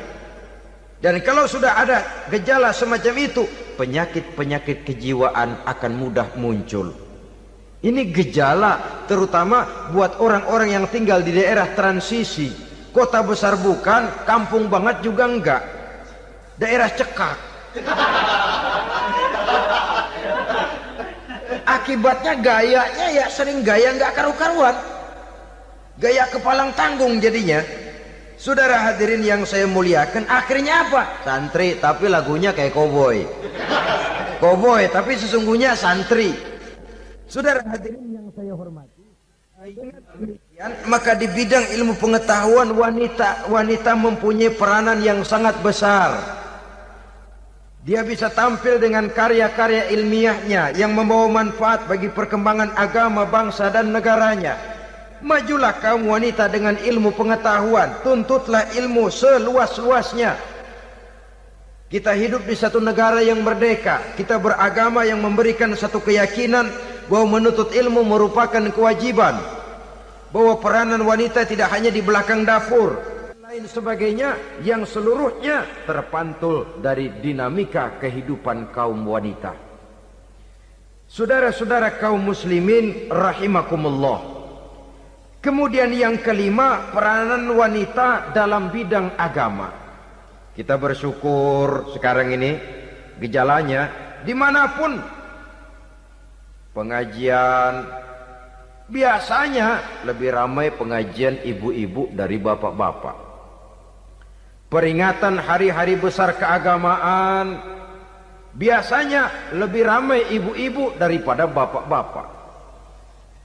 Pengajian ibu lebih ramai, padahal kalau bicara sibuk, lebih sibuk ibu daripada bapak misalnya. Kalau sudah pengajian bapak-bapak, biasanya pengajiannya ramai cuma 3 giliran itu. Pembukaan, maulid, penutupan. Kalau sudah yang rutin pengajian tiap minggu, 3 pojok yang ngaji. Yang atu nguap, yang atu pules, yang atu ngiler. Saudara hadirin yang saya muliakan, ada badan kontak majelis taklim yang merupakan wadah daripada kegiatan ibu-ibu. Ada Ittihadul Muballighat, Persatuan Muballighat. Ada persatuan para asatiza, dan macam-macam lagi peranan ibu-ibu di dalam kehidupan beragama. Tapi sesungguhnya harus dimulai dari bagaimana si ibu mewariskan jiwa agama kepada anak-anaknya di rumah tangganya. Kalau itu gagal, dia mau melangkah ke masyarakat, dia sudah gagal sejak awal sesungguhnya. Keberhasilannya dia menata masyarakat akan mengakibatkan dia nanti bernasib seperti Nabi Nuh, berhasil mengajak beberapa orang kafir mengikuti ajarannya, tapi gagal mengislamkan putranya sendiri Kan'an. Bukan tidak berusaha, tapi memang Allah sudah menghendakinya sedemikian untuk menjadi contoh buat kita semua.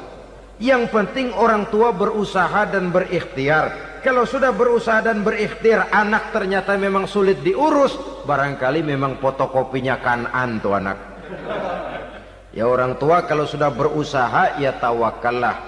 Jangan belum berusaha lalu berkata, jangan anak kita, anak Nabi aja ada yang bengal. Ngajar tidak mau, mengajar anak tidak mau, mendidik anak tidak mau, lalu mencontoh Nabi, salah kaprah namanya. Kaum wanita bisa berperan di dalam agama.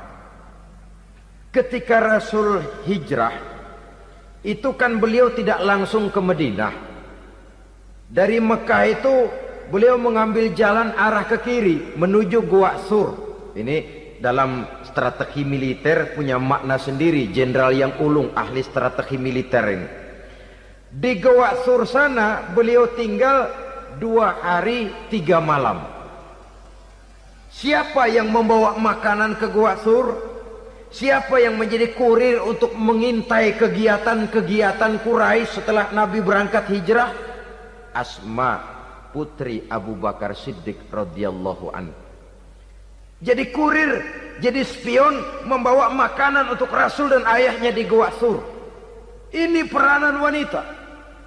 Di tengah bahaya, di tengah keadaan posisi terjepit, Rasul di dalam gua, diamatinya keadaan Quraisy, dilaporkannya kepada Rasul. Jasa seorang wanita bernama Asma, putri dari Abu Bakar Siddiq radhiyallahu anhu. Rabi'atul Adawiyah, seorang sayyidah sufiyah, ahli tasawuf yang terkenal dengan ajaran cintanya kepada Tuhan. Dia bisa menjadi tokoh wanita dalam gerakan sufi oleh karena kegiatannya di bidang agama, dalam arti mujahadahnya kepada Allah Subhanahu wa ta'ala. Dia korbankan bagian besar daripada hidupnya untuk mengabdi kepada Allah. Setelah suaminya meninggal, seumur hidup dia tidak pernah nikah lagi. Bukan tidak cantik, cantik.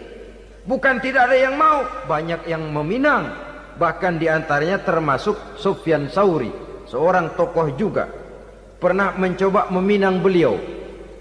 Kata Sufyan, Rabi'ah, bagaimana? Kamu kan janda? Iya. Lalu, lah saya kan duda. Jadi bagaimana? Daripada kita masing-masing sendiri-sendiri kan lebih baik kita join. Maksud kamu apa? Saya mau meminang kamu. Boleh? Tapi mas kawinnya saya minta engkau jawab 4 pertanyaan saya.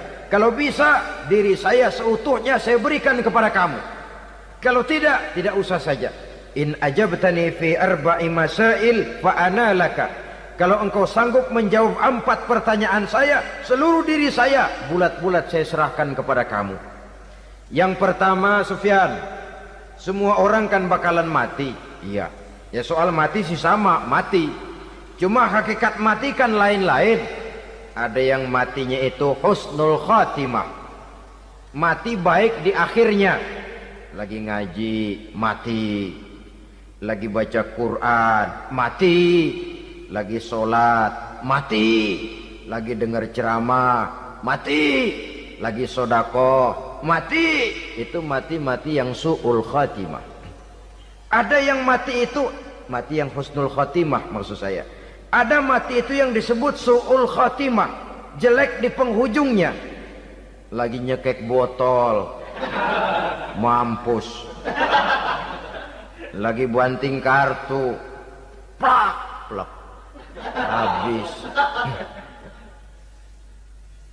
lagi makan riba mati, lagi zina mati, lagi nipu mati. Kira-kira kalau saya nanti mati su'ul khotimah apa husnul khotimah? Loh, saya nggak tahu, kamu mati saja belum. Tidak bisa kamu jawab, tidak bisa. Yang kedua, setelah mati kita masuk ke alam kubur. Di kubur kita akan dapat nikmat kubur atau azab kubur. Hari itu kira-kira saya dapat nikmat apa dapat azab? Saya tidak tahu. Di padang mahsyar setelah ditimbang kita dapat kitab di tangan kanan kalau baik, di tangan kiri atau dari belakang kalau jahat. Hari itu saya dapat kitab di tangan kiri apa tangan kanan? Saya nggak tahu. Yang keempat, orang akan lewat di atas sirat. Yang selamat sampai surga, yang celaka sampai ke neraka. Kira-kira saya yang selamat apa yang celaka? Wah, kata Sofyan, gua nggak tahu, udah butak dah lempangan itu deh. Kalau kau tidak tahu Sofyan, tidak bisa jawab 4 pertanyaan ini, maaf saja, lamaranmu saya tolak dan saya tidak akan nikah. Ini yang saya khawatir. Maka dia terkenal sebagai Sayyidah Sufiyah, tokoh wanita dalam dunia sufi. Dan artinya wanita bisa berperan banyak dalam bidang agama, sebagai pengasuh majelis taklim, sebagai pengasuh yatim piatu, sebagai gerakan-gerakan keagamaan yang positif dan lain sebagainya. Ini dimungkinkan karena Islam menunjang harkat dan martabat kaum wanita. Maka majulah kaum wanita Islam Indonesia dengan tetap menjaga kodrat kewanitaannya. Inilah yang kita sampaikan pada kesempatan ini. Terima kasih atas segala perhatian. Mohon maaf atas segala kekurangan. Wassalamualaikum warahmatullahi wabarakatuh.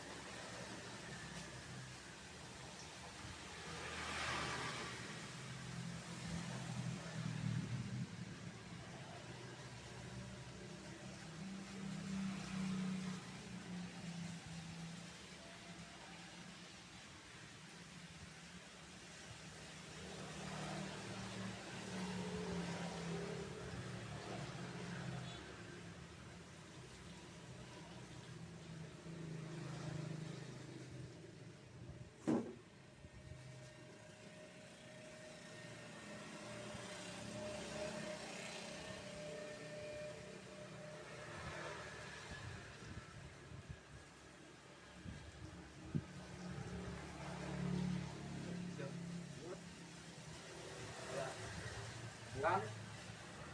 Iya. Ada santan karat. Santan karat mengaku.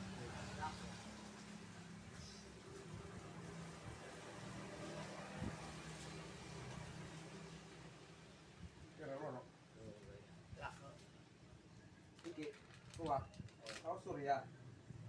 Kudu santan karat lah. Yang mana